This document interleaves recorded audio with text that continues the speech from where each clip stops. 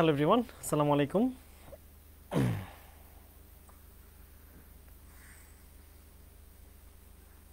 Hello everyone, Assalamu alaikum.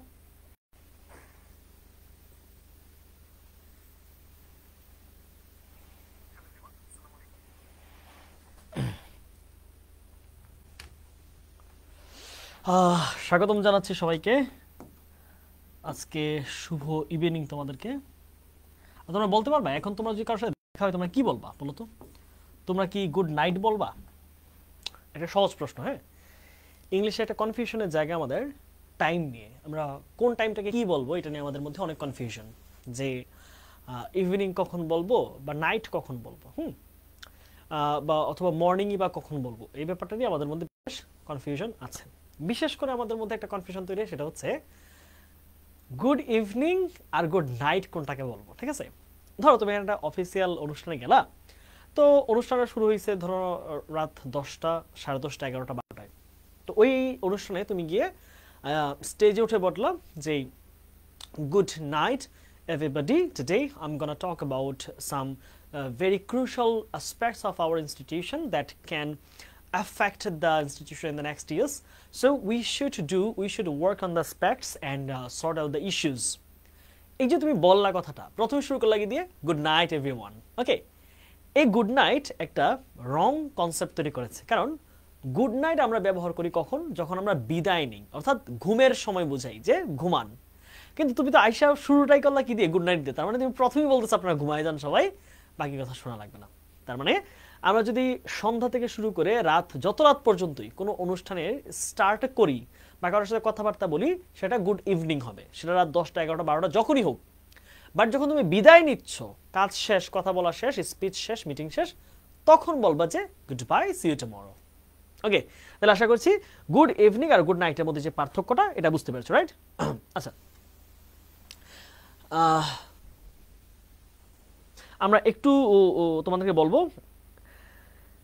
তোমরা একটু mention করবা তোমার বন্ধুদেরকে ক্লাসে যারা আসে নাই এখন আসতে, কারণ আমরা ক্লাস যেহেতু রাতে 10টায় করি, সবকিছু শেষ করে আমরা ক্লাসটা শুরু করি এবং আমি খুবই ফ্রেশ মোডে ক্লাস শুরু করি। অর্থাৎ আগামী 1.5 ঘন্টা আমরা এই ক্লাসের মধ্যে ভ্যালেন্তিনা তেরেস্কোভা, যেই ভাই একটু জোরে কথা বলেন না, আমার কথা বোঝা যাচ্ছে না, বলো তো একটু। ভ্যালেন্তিনা তেরেস্কোভা, যেই কথা কি আসতে মনে হচ্ছে? আসলেই একটু বলো তো ভাইকে, একটু জানাও তো আমার সাউন্ড কি আসলেই ক্লিয়ার নাকি তোমরা শুনতে পাচ্ছ না? এইটুকু কথা বলি আমি যে আমার এই সাউন্ডটা কি ক্লিয়ার? এই যে আমি এখন কথা বলতেছি, এখন যে পড়াচ্ছি এটা কি ক্লিয়ার? প্রেজেন্ট ক্লজ কি?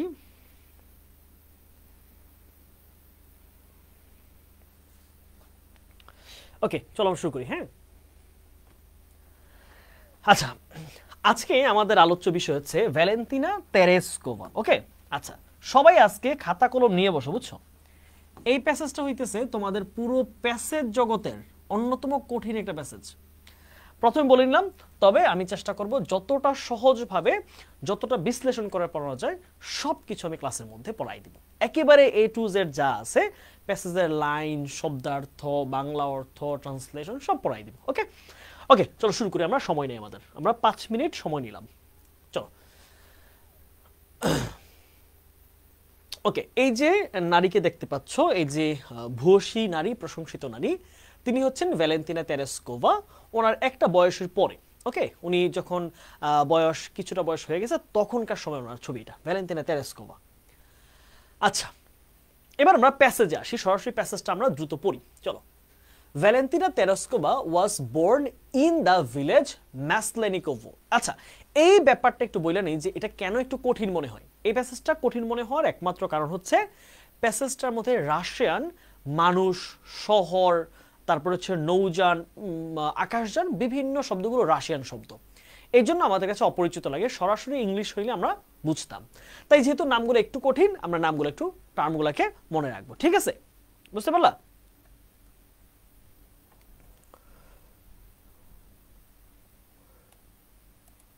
ওকে, চলো কি বলছে দেখি। Valentina Tereshkova was born in the village Maslennikovo. Okay, আমরা গ্রামটার নাম মনে রাখি। ভ্যালেন্তিনা কোথায় জন্মগ্রহণ করছে? তার গ্রামের নাম কি? ম্যাসলেনিকোভো। অর্থাৎ রাশিয়ার যেই গ্রামটাতে উনি জন্মগ্রহণ করছে ওই গ্রামের নাম কি? ম্যাসলেনিকোভো। ওকে, টুটায়েভস্কি ডিস্ট্রিক্ট, শহরের নাম কি? এই গ্রামটা কোন শহরে অবস্থিত? Tutayevsky district. Okay, Tutayevsky district in central Russia, মধ্য রাশিয়া। তাহলে কি বলেছে দেখো তো, যে ভ্যালেন্তিনা তেরেস্কোভা মধ্য রাশিয়ার টুটায়েভস্কি শহরের ম্যাসলেনিকোভো গ্রামে জন্মগ্রহণ করেছিলেন। Tereshkova's father was a tractor driver. এই জায়গাটা মনে রাখবা, তাদের প্রফেশন কি ছিল। তেরেস্কোভার বাবা ছিলেন একজন ট্রাক্টর ড্রাইভার, তার বাবা একজন ট্রাক্টর ড্রাইভার ছিলেন। And her mother worked in a textile plant. Textile plant মানে কি? অর্থাৎ যেই কাপড় তৈরির কারখানায়। তার মা কাজ করতে কোথায়? কাপড় তৈরির কারখানায়। তার মানে আমরা ভ্যালেন্তিনা তেরেস্কোভার যদি যে শৈশবটা এটা যদি দেখি, তাহলে কি পাই? তার বাবা হচ্ছে একজন ট্রাক্টর ড্রাইভার ছিলেন, আর তার মা ছিলেন হচ্ছে টেক্সটাইল, যেই কাপড়ের যেই কারখানাগুলো সেগুলোতে চাকরি করতেন তার মা। অর্থাৎ আমরা যেটা বুঝতে পারি যে মধ্যবিত্ত বা নিম্ন মধ্যবিত্ত গরিব পরিবারের সন্তান ছিলেন তেরেস্কোভা। এই গল্পটা তোমাদের সাথে অনেকটা কানেক্ট হবে, হ্যাঁ, অনেকের সাথে কানেক্ট হবে ইন্সপাইরেশনের ক্ষেত্রে। Tereshkova begin school in 1945। আচ্ছা, এই যে খেয়াল করো, এই জিনিসটা আমরা আগেও বলেছি, সালের আগে কি হয় মনে আছে? সালের আগে কি হয়? সালের আগে হচ্ছে প্রিপোজিশন ইন। তাহলে কি বলেছে? Tereshkova began school in 1945। তিনি 1945 সালে তার স্কুল শুরু করে। আচ্ছা, এখানে এই যে স্কুলটা, এই স্কুলটা একটা নাউন, রাইট? এটা একটা নাউন। ওকে, আর বিগেন তো আমরা জানি এটা V2 তে আছে, এটা ভার্বের past form. Okay, at the age of 8, 8 বছর বয়সে। এখন তোমরা বলো দেখি, এটা খুঁজে বের করার চেষ্টা করো যে তার জন্ম কত সালে। কি বলছে দেখো, যে তেরেস্কোভা বিগেন স্কুল ইন 1945। 1945 সালে সেই স্কুলে যাওয়া শুরু করে এট দ্য এজ অফ 8, 8 বছর বয়সে। তাহলে এখান থেকে 8 মাইনাস করি আমরা, তাহলে কত দাঁড়ায়? 1945 মাইনাস 8, তাহলে কত দাঁড়াচ্ছে? 1938, রাইট? তাহলে 8 বছর বয়সে 45 হয়, তাহলে 38 বছর, 38 37 হবে, হ্যাঁ, 1937। 1937 তার জন্ম। ওকে, এটা হচ্ছে তার birth of, date of birth বা ইয়ার অফ বার্থ। আচ্ছা, বলেছে যে তিনি 8 বছর বয়সে স্কুল যাওয়া শুরু করে, বাট লেফট স্কুল, কিন্তু স্কুল যাওয়া আবার ছেড়েও দিছে। দেখো, এই লেফটটা হচ্ছে V2 তে আছে, এটার V1টা কি? V1 হচ্ছে লিভ। ওকে, লিভ মানে কি? ত্যাগ করা অথবা ছেড়ে যাওয়া। তাহলে তিনি 8 বছর বয়সে 1945 সালে স্কুল যাওয়া শুরু করছে, বাট লেফট স্কুল ইন 1953। আবার 8 বছর পড়াশোনা, ঠিক 8 বছর পড়াশোনা করে তিনি আবার পড়াশোনা ছেড়ে দিয়েছে।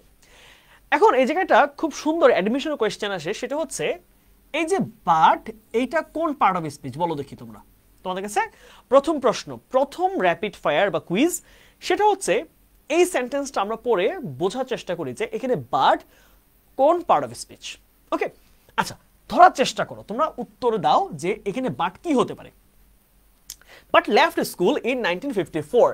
তাহলে উনি 8 বছর পরেই আবার 1853 সালে পড়াশোনা শেষ করে দিয়েছে, 1953 সালে। And continued her education through distance learning. কি বলছে দেখো, অ্যান্ড কন্টিনিউড, তিনি পড়াশোনা, স্কুলে যাওয়া, স্কুলে গিয়ে বসে পড়াশোনা করাটা ছেড়ে দিয়েছে, বাট কন্টিনিউড হার এডুকেশন, কিন্তু তার পড়াশোনাকে চালিয়ে রাখছে, জ্ঞান অর্জনকে চালিয়ে রাখছে থ্রু। থ্রু শব্দটার বাংলা অর্থ হচ্ছে মাধ্যমে। এখানে থ্রু একটা প্রেপোজিশন, থ্রু হচ্ছে একটা প্রেপোজিশন। ডিস্টেন্স লার্নিং অর্থাৎ দূরশিক্ষা যেই প্রকল্প আছে। দূরশিক্ষা মানে কি? অর্থাৎ ধরো স্কুলে গিয়ে ডেইলি পড়াশোনা করবে না, ডেইলি ওখানে গিয়ে ক্লাসে লেকচার শুনবে না, বাট এমন তাদের ইন্টারনেট প্রযুক্তি বা হচ্ছে তাদের মোবাইল, অথবা ধরো হচ্ছে গিয়ে একদিন পড়ে আসা, এইরকম ব্যাপারটা। অর্থাৎ ক্লাসে না বসে দূর থেকে শেখার ব্যবস্থা। হয়তো মাসে একবার যাবে, সবকিছু পর্যালোচনা করবে, আলোচনা করবে, শিখবে, এই ব্যাপারটা। অর্থাৎ দূর শিক্ষণ যেটাকে বোঝায়। এখন যেটা আমরা অনলাইনে শিখছি, একজন রংপুর বসে ক্লাস করতেছে, আমি ঢাকায় ক্লাস করাচ্ছি, ঠিক ওই জায়গাটা এরকম যে হয়তো 1 মাস পর পর কোথাও গিয়ে সে লার্নিং নিয়ে আসছে, ট্রেনিং নিয়ে আসছে। তাহলে তেরেস্কোভা কি করেছে? তিনি মাত্র 8 বছর বয়সে 1945 সালে তিনি হচ্ছে পড়াশোনা শুরু করছে। 8 বছর পরে, ঠিক তার 8 বছর পরে পড়াশোনা করে সে 1953 সালে পড়াশোনা ছেড়ে দিছে। বাট তার লাইফে শিক্ষা গ্রহণের যে ব্যাপারটা, এডুকেশন, এটা কোনোভাবেই ছেড়ে দেয় নাই, বরং সে দূর শিক্ষণের মাধ্যমে পড়াশোনা চালিয়ে গেছে। তার বাবা মার ওই ক্ষমতাটা ছিল না যে তাকে পড়াশোনা করাবে। আচ্ছা, তারপর আসি শি বিকেম ইন্টারেস্টেড, এইখানে একটা ওয়ার্ড আছে সুন্দর, এটা হচ্ছে আমরা দুইটা জিনিস ক্লিয়ার করে দেখো। এই বিকেম এটা একটা লিঙ্কিং ভার্ব, বিকেমকে মনে রাখো কি বলে, এটা একটা লিঙ্কিং ভার্ব, ঠিক আছে, লিঙ্কিং ভার্ব। আর এই যে মনে রাখবা লিঙ্কিং ভার্বের পরে যে ওয়ার্ডটা সেটা সাধারণত একটা অ্যাডজেক্টিভ হয়, লিঙ্কিং ভার্বের পরের ওয়ার্ডটা সাধারণত একটা অ্যাডজেক্টিভ। তাহলে এই যে ইন্টারেস্টেডটা সে নিজে কি, তাহলে সে একটা অ্যাডজেক্টিভ। ওকে, একটু মনে রাখবা ব্যক্তির ক্ষেত্রে, হ্যাঁ ব্যক্তির ক্ষেত্রে কি হয়, ইন্টারেস্টেড মানে হচ্ছে আগ্রহী। আর যদি বস্তু বোঝায়, কোনো বস্তু ঘটনা, তো সেক্ষেত্রে কিন্তু ইন্টারেস্টেড হয় না, সেক্ষেত্রে হবে ইন্টারেস্টিং। ঠিক আছে, এই জায়গাটা মনে রাখবা। সিমিলার ওয়ার্ড, তাদের মূল ভিত্তিটা সেম কিন্তু তারা ডিফারেন্ট মিনিং দেয়। বলেছে she became interested in parachuting from a young age, তিনি খুব অল্প বয়স বা যুবতী বয়স থেকে তিনি প্যারাশুটিং এর প্রতি, প্যারাশুটিং এ আমরা বলছি এখানে, প্যারাশুটিং এর প্রতি তিনি খুবই আগ্রহী হয়ে উঠেছিলেন, ইন্টারেস্টেড আগ্রহী। And trend in sky driving, trend এবং তিনি প্রশিক্ষণ নিয়েছেন, ট্রেন্ড ইন প্রশিক্ষণ নিয়েছেন, প্রশিক্ষণ নেওয়া বা প্রশিক্ষণ গ্রহণ করেছেন। স্কাই ডাইভিং, স্কাই ডাইভিং মানে কি, আকাশে উড়া, ঠিক আছে, স্কাই ডাইভিং মানে কি, আকাশে উড়া। তাহলে একটা ওয়ার্ড পাচ্ছি আমরা এখানে, স্কাই ডাইভিং মানে কি, আকাশ ভ্রমণ, তুমি এভাবে লিখো, আকাশ ভ্রমণ।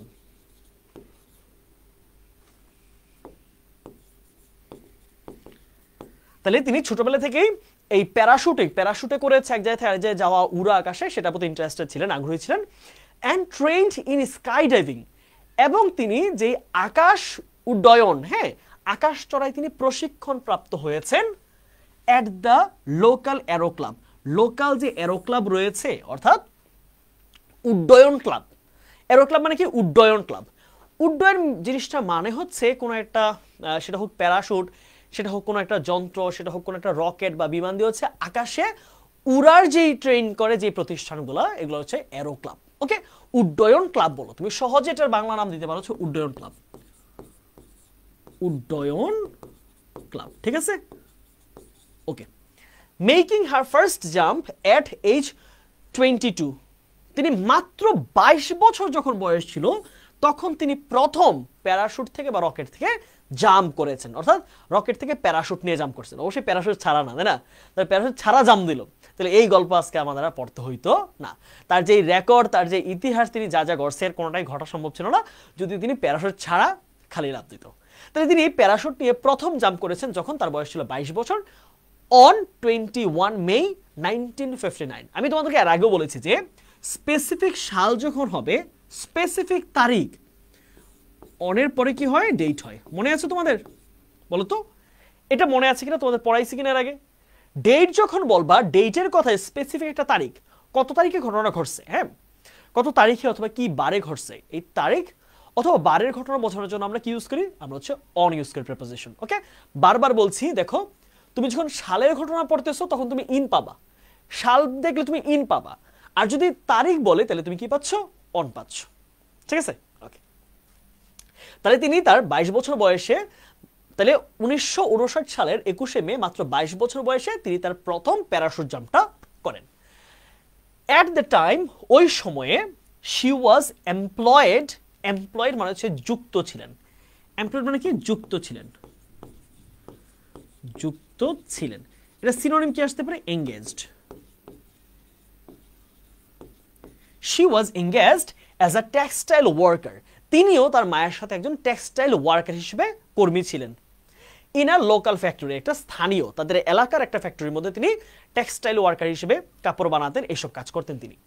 ইট was her expertise, it was her expertise in sky diving that led to her selection as a cosmonaut. এই লাইনটা খুব ইম্পর্টেন্ট, আমি বলবো। আচ্ছা, এই যে এই বাট হচ্ছে এখানে একটা কনজাংশন, বাট কি এখানে বলতো, এটা একটা কনজাংশন। কনজাংশন কারা, যারা দুইটা ক্লজকে যুক্ত করে একসাথে। আচ্ছা, it was her expertise in sky diving, sky diving মানে কি বললাম, আকাশ ভ্রমণ, স্কাই ডাইভিং মানে কি, আকাশ ভ্রমণ। তাহলে এখন আরেকটা মজার জিনিস খেয়াল করো, একটা খুব সুন্দর জিনিস তোমাদের অ্যাডমিশনে কাজে লাগবে। এই যে হারকে আমরা কি বলি, হারকে শুধু হার না, হারের মতো আরো যে ওয়ার্ডগুলো রয়েছে, ধরো এটা হতে পারে, এটা ধরো এটা মাই হতে পারে, এটা আওয়ার হতে পারে, হতে পারে ইয়োর অথবা হিজ, হার, ইটস, দেয়ার। মনে রাখবা এই শব্দগুলোর পরে যে ওয়ার্ডটা আসবে সেটা সবসময় কি হবে, একটা নাউন হবে। ওকে, এইগুলোর নাম হচ্ছে পজেসিভ অ্যাডজেক্টিভ। কি বলছি আমরা এগুলোকে? পজেসিভ অথবা পজেসিভ প্রোনাউন পাবো অনেক জায়গায়, তাহলে সহজে মনে রাখো এগুলো হচ্ছে পজেসিভ। ওকে, পজিটিভ, তার মানে এইরকম পজিটিভের পরের একদম সাথে যে ওয়ার্ডটা, এটা কি হবে? নাউন। ক্লিয়ার? পজিটিভের ঠিক সাথে যে ওয়ার্ডটা বসে সেটা একটা নাউন। তাহলে ইট ওয়াজ হার এক্সপার্টাইজ, এটা ছিল তার অভিজ্ঞতা, দক্ষতা, অভিজ্ঞতা না দক্ষতা। তাহলে এক্সপার্টাইজের বাংলা কি পাচ্ছি আমরা? দক্ষতা। এটা সিনোনিম পাবা তুমি হচ্ছে স্কিল, অথবা এটার আরেকটা সিনোনিম হতে পারে প্রফেশিয়েন্সি। ওকে, প্রফেশিয়েন্সি মানে হচ্ছে কোনো কিছুতে দক্ষতা। তাহলে it was her expertise in sky diving, তাহলে আকাশ ভ্রমণে তার দক্ষতাই led to her selection as a cosmonaut. Cosmonaut শব্দটার অর্থ হচ্ছে, বলতো কি? কসমোনট নভোচারী, নভোচারী, ঠিক আছে? তাহলে তার আকাশ ভ্রমণে তার অভিজ্ঞতাই তাকে নভোচারী হিসেবে সিলেক্ট হইতে সাহায্য করছিল। ওকে, এই লাইনটা, এই প্যাসেজটা হচ্ছে এইটুকু বাংলা আমাদের, ঠিক আছে? আমরা পরের পেজে যাই। After the flight of Yuri Gagarin, তোমরা নামটা অবশ্যই শুনছো। ইউরি গ্যাগারিন হচ্ছে সেই ব্যক্তি যিনি প্রথম আমাদের মহাকাশে গিয়েছেন, অর্থাৎ পৃথিবী থেকে মহাকাশে যাওয়া প্রথম ব্যক্তির নাম হচ্ছে Yuri Gagarin. The first human being to travel the outer space, অর্থাৎ এই যে মহাকাশ, আউটার স্পেস মানে কি? মহাকাশ। তাহলে মহাকাশ ইন 1961, তাহলে 1961 সালে পৃথিবীর প্রথম কোনো ব্যক্তি যিনি মহাকাশে ভ্রমণ করেছেন তার নাম কি? Yuri Gagarin. তাহলে after the flight of Yuri গ্যাগারিনের ভ্রমণের পর, ফ্লাইটের পর, দ্য সোভিয়েত ইউনিয়ন, অর্থাৎ বর্তমান যে রাশিয়া, সোভিয়েত ইউনিয়ন কি? বর্তমান Russia, decided to send a women in space, তারা সিদ্ধান্ত নিল একজন মেয়েকে তারা মহাকাশে পাঠাবে। স্পেস মানে কি? মহাকাশ। ওকে, মহাকাশ। তাহলে এই যে ইউরি গ্যাগারিন, তিনিও কিন্তু রাশিয়ারই ছিলেন। তাহলে রাশিয়া যখন 1961 সালে পৃথিবীর প্রথম মানব হিসেবে মহাকাশে পাঠালো ইউরি গ্যাগারিনকে, এখন তারা সিদ্ধান্ত নিল যে আমরা এরপর একজন মেয়েকেও পাঠাবো। অন 16 ফেব্রুয়ারি 1962, 1962 সালের 16 ফেব্রুয়ারি, প্রোলেতারিয়া ভ্যালেন্টিনা তেরেস্কোভা, এখানে খুব সুন্দর একটা ওয়ার্ড, প্রোলেতারিয়া। এই প্রোলেতারিয়া শব্দটার রাশিয়ার সাথে খুব বেশি জড়িত। প্রোলেতারিয়া বা প্রোলেতারিয়াত, এটার বাংলা অর্থ হচ্ছে এরকম যে শ্রমিক শ্রেণী। হ্যাঁ, শ্রমিক শ্রেণী বা কর্মী শ্রেণী, শ্রমিক শ্রেণী। তাহলে এই যে শ্রমিক শ্রেণী আছে, অর্থাৎ রাশিয়ার মধ্যে মানুষদেরকে দুইটা শ্রেণীতে ভাগ করা হইতো। একটা হচ্ছে শ্রমিক শ্রেণী, যারা পরিশ্রম করতো, কৃষিকাজ করতো, মানে কঠিন কাজ যেগুলো করতো মাঠে ঘাটে। আর এটা ছিল প্রোলেতারিয়া, যারা ব্যবসা বাণিজ্যের মালিক ছিল, তারপর হচ্ছে রাজা রানী রাজপ্রাসাদ, ওই টাইপের ব্যাপারগুলো যেগুলো, যারা সমাজের মধ্যে উঁচু মর্যাদা ছিল তারা হচ্ছে প্রোলেতারিয়া, বুর্জুয়া। আর যারা হচ্ছে কষ্ট করে দিনাতিপাত করতো তারা ছিল হচ্ছে প্রোলেতারিয়া। তাহলে এই যে প্রোলেতারিয়া বলতে বোঝাইছে যে শ্রমিক শ্রেণী, অর্থাৎ খুব কষ্টে জীবনযাপন করে যারা। তাহলে বলছে যে অন 16 ফেব্রুয়ারি 1962, 1962 সালের 16 ফেব্রুয়ারি, প্রোলেতারিয়া ভ্যালেন্টিনা তেরেস্কোভা, তাহলে এটা প্রোলেতারিয়া হচ্ছে ভ্যালেন্টিনাকে বলা হয়েছে যে তার অর্থনৈতিক অবস্থা এইরকম। Proletarian Valentina Tereshkova was selected for this project, ওই যে প্রথম নারী হিসেবে যাবে এই প্রকল্পের জন্য তিনি নির্বাচিত হলেন। From among more than 400 applicants, more than 400। তাহলে মোর দেন 400 মানে কত? এটা 401 থেকে শুরু করে 499 পর্যন্ত, রাইট? এই সংখ্যা মনে রাখবা। মোর দেন 400 মানে হচ্ছে এটা 400 না, 400 কমও না, আবার 500 না, 500 বেশিও না, 401 থেকে শুরু করে 499 পর্যন্ত, এর মাঝখানের সংখ্যাটা হচ্ছে মোর দেন 400। ওকে, আচ্ছা। তেরেস্কোভা হ্যাড টু, এখানে হ্যাড টুটার পরে যে ভার্বটা আছে আন্ডারগো, এটা একটু মনে রাখো। আন্ডারগো শব্দের অর্থ হচ্ছে কোনো কিছু অভিজ্ঞতা লাভ করা, অর্থাৎ কোনো একটা কষ্টের মধ্য দিয়ে যাওয়া, কোনো একটা পরিশ্রমের মধ্য দিয়ে যাওয়া। ধরো তুমি একটা কাজ করতেছো, ধরো তুমি হচ্ছে এখন সাঁতার কাটবা, বা সাঁতার কেটে তুমি একটা খুব নিচে তোমার একটা কিছু পড়ে গেছে, আংটি বা কিছু নানবা। এখন ওই যে সাঁতার দিতে গিয়ে তুমি অনেক সময় হচ্ছে তোমার শ্বাসকষ্ট উঠতে পারে, অনেক সময় তোমার হচ্ছে পানি গিলে ফেলতে পারো, অনেক সময় তোমার চোখ লাল হয়ে যেতে পারে। অর্থাৎ কোনো একটা কাজ করতে গিয়ে আমরা যেই ধরনের অভিজ্ঞতাগুলো লাভ করি ওইটাকে আমরা বলেছি আন্ডারগো।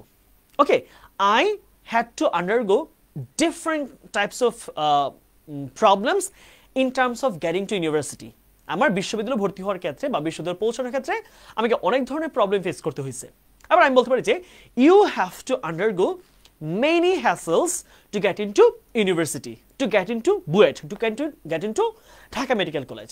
দ্যাট মিনস তোমাকে ঢাকা মেডিকেল কলেজ অথবা বুয়েটে অথবা ঢাকা ভার্সিটিতে চান্স পেতে বা ওইখানে ঢুকতে তোমাকে অনেকগুলো হ্যাসেলস ফিল করতে হবে, অনেকগুলো প্রবলেম তোমাকে ফেস করতে হবে। সো আন্ডারগো মিনস ফেস কোনো কিছু মোকাবিলা করা। তাহলে আন্ডারগো মানে কি? তুমি এটাকে সিনোনিম হিসেবে বলতে পারো হচ্ছে এক্সপেরিয়েন্স, ওকে, অথবা ফেস, অভিজ্ঞতা লাভ করা বা মুখোমুখি হওয়া।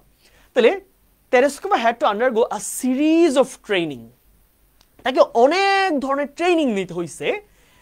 দ্যাট ইনক্লুডেড, যেগুলোর মধ্যে রয়েছে, ইনক্লুড মানে কি? থাকা, হ্যাঁ, অন্তর্ভুক্ত থাকা, অন্তর্ভুক্ত, ঠিক আছে? ইনক্লুড মানে কি? অন্তর্ভুক্ত থাকা। যেগুলোর মধ্যে অন্তর্ভুক্ত রয়েছে ওয়েটলেস ফ্লাইট। ওয়েটলেস ফ্লাইট মানে হচ্ছে ধরো এমন ফ্লাইট যেই ফ্লাইটের মধ্যে মহাকাশে তোমরা জানো যে তাদের এই যে ফ্লাইটটার ভিতরে কিন্তু কোনো ওয়েট থাকে না। তোমরা দেখবা যে বিভিন্ন ভিডিও হয়, বিভিন্ন ধরনের ভিডিও দেখায়, সেগুলোর মধ্যে আমরা দেখতে পাই যে মহাকাশচারীরা ওই রকেটের মধ্যে বসে বসে খাবার খাচ্ছে, কিভাবে খাবারটা উড়তেছে, এমনটা হয় না? খাবার উড়তেছে, অথবা তারা পানি দেখা যাচ্ছে পানি পর্যন্ত উঠতেছে, কারণ এখানে কোনো ওয়েট নাই, কোনো মানে মাধ্যাকর্ষণ শক্তি নাই, কোনো ভর নাই। তাহলে ভরহীন উড্ডয়ন। তাহলে আমরা এই যে ওয়েটলেস ফ্লাইট, এই পুরোটা জিনিসকে বাংলা কি দাঁড়াচ্ছে? ওয়েটলেস ফ্লাইট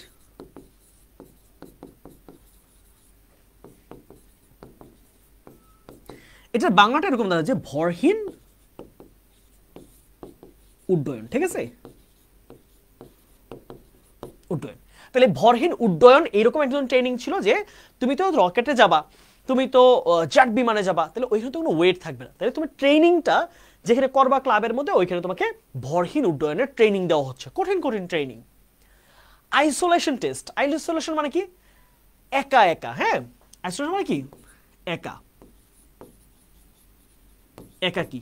অর্থাৎ তোমাকে মহাকাশে যাবা, এখন তুমি কি করবা? তুমি মহাকাশে গেলে কি তোমার এলাকার বন্ধু বান্ধবী যারা আছে তুমি বলা যে ভাইয়েরা আমার আসেন আসেন সবাই মিলে চলেন, আসেন আসেন, ওই যে তাহিরে বলো না, বৈশা যান, বসেন বসেন, বৈশা যান। সে কি বলবে যে মহাকাশচারীরা আপনারা সবাই এলাকার যারা আছেন, আমার এলাকাবাসী গ্রামবাসী যারা আমাকে ভালোবাসেন, আসেন আসেন বৈশা যান রকেটের ভিতরে? ওটার সুযোগ নাই। এখন তাহলে রকেটে এমনি থাকতে পারে কম মানুষ, সে যদি এখন তার পাড়া প্রতিবেশী আব্বু আম্মু আদরের ভাই বাতিজা নিয়ে আসে, সেটা হবে না। সো এখানে আইসোলেশন টেস্ট করতে হয় তাকে, যে একা একা সে যাবে, হ্যাঁ, একা একা একা একা থাকার টেস্ট। সেন্ট্রিফিউজ টেস্ট আমরা জানি যারা ফিজিক্স পড়েছি, এক ধরনের গতি, হ্যাঁ, কেন্দ্রাতিক গতি। তাহলে কেন্দ্রাতিক গতির পরীক্ষা দিতে হয়েছে তাকে। রকেট থিওরি জানতে হয়েছে, রকেট কিভাবে চালাবে, অর্থাৎ রকেট চালানোর থিওরিগুলা, কখন কোনটা অন করবে কখন কোনটা অফ করবে, এই ধরনের টেস্ট তাকে করতে হয়েছে। স্পেসক্রাফট, এই শব্দটা মনে রাখো, এটা অর্থ হচ্ছে নভোযান। স্পেসক্রাফটের বাংলা কি? নভোযান, হ্যাঁ। তাহলে স্পেসক্রাফটের বাংলা কি দাঁড়ায়? নভোযান। তাহলে স্পেসক্রাফট ইঞ্জিনিয়ারিং, নভোযান যেটা চালাবে, সে যেই রকেট দিয়ে যাবে সেটার ইঞ্জিনিয়ারিং জানতে হবে, প্রকৌশল জানতে হবে, কোনটা ফল্ট হলে কিভাবে ঠিক করতে হয়, এই সব কিছু তাকে জানতে হয়েছে। 120 প্যারাশুট জাম্পস, 120টা প্যারাশুট জাম্প দিয়েছে তিনি প্রথম মহাকাশে যাওয়ার আগে 120 বার তিনি প্যারাশুট জাম্প করে ট্রেনিং করছে। And pilot training in MiG-15 UTI jet fighters. এটা অত্যন্ত দ্রুত গতির এক ধরনের জেট বিমান কিন্তু অত্যন্ত দ্রুত গতির হয়, এবং এগুলা সাধারণত অনেক বেশি এক্সপিরিয়েন্সড পাইলট না হলে সেগুলো চালাতে পারে না। হ্যাঁ, এগুলোতে অত্যন্ত দক্ষ, অত্যন্ত শক্তিশালী, অত্যন্ত স্মার্ট, সুদক্ষ যারা আছে তাদেরকে নিয়ে যায় এখানে। তাহলে এই যে MiG-15 UTI জেট ফাইটার্স, ওই বিমানের মধ্যে তিনি পাইলটের ট্রেনিংও শিখেছেন। ওকে, তাহলে এগুলো মুখস্থ করার প্রয়োজন নাই, জাস্ট জানি যে কি কি টেস্ট তাকে করতে হয়েছিল। ওকে, এইটুকু আশা করছি clear.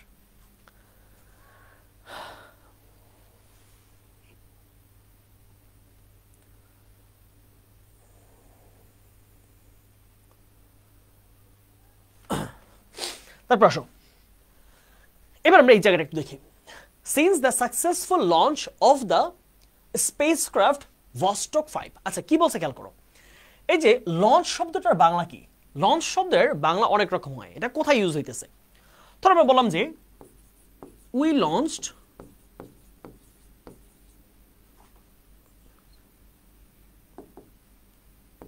LAUNCHED, we launched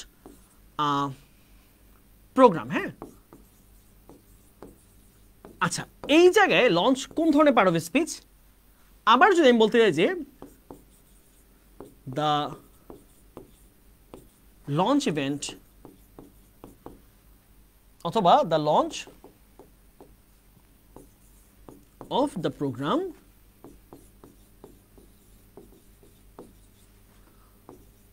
was faultless. Okay, আচ্ছা, এখন তোমরা একটু বলো দেখি, এই যে দুইটা শব্দ আমি ইউজ করলাম, দুই জায়গায় লঞ্চ ইউজ করলাম, তাহলে কোন লঞ্চটা কোন পার্ট অফ স্পিচ? একটু চেষ্টা করো নিজে নিজে ভাবার। We launched a programme, the launch of the programme was faultless, অর্থাৎ কোনটা কোন পার্ট অফ স্পিচ বোঝাচ্ছে দেখি। প্রথমটা ভার্ব, অনেকে বলছো, দ্বিতীয়টা হচ্ছে noun. Okay,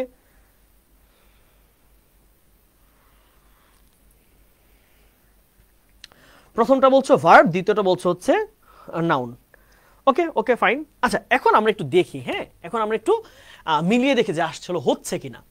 we launch a programme. আচ্ছা, তাহলে এই জায়গায় কি আছে? আমরা একটা প্রোগ্রাম শুরু করেছিলাম। ওকে, এখানে বাংলাটা হচ্ছে শুরু, শুরু করেছিলাম।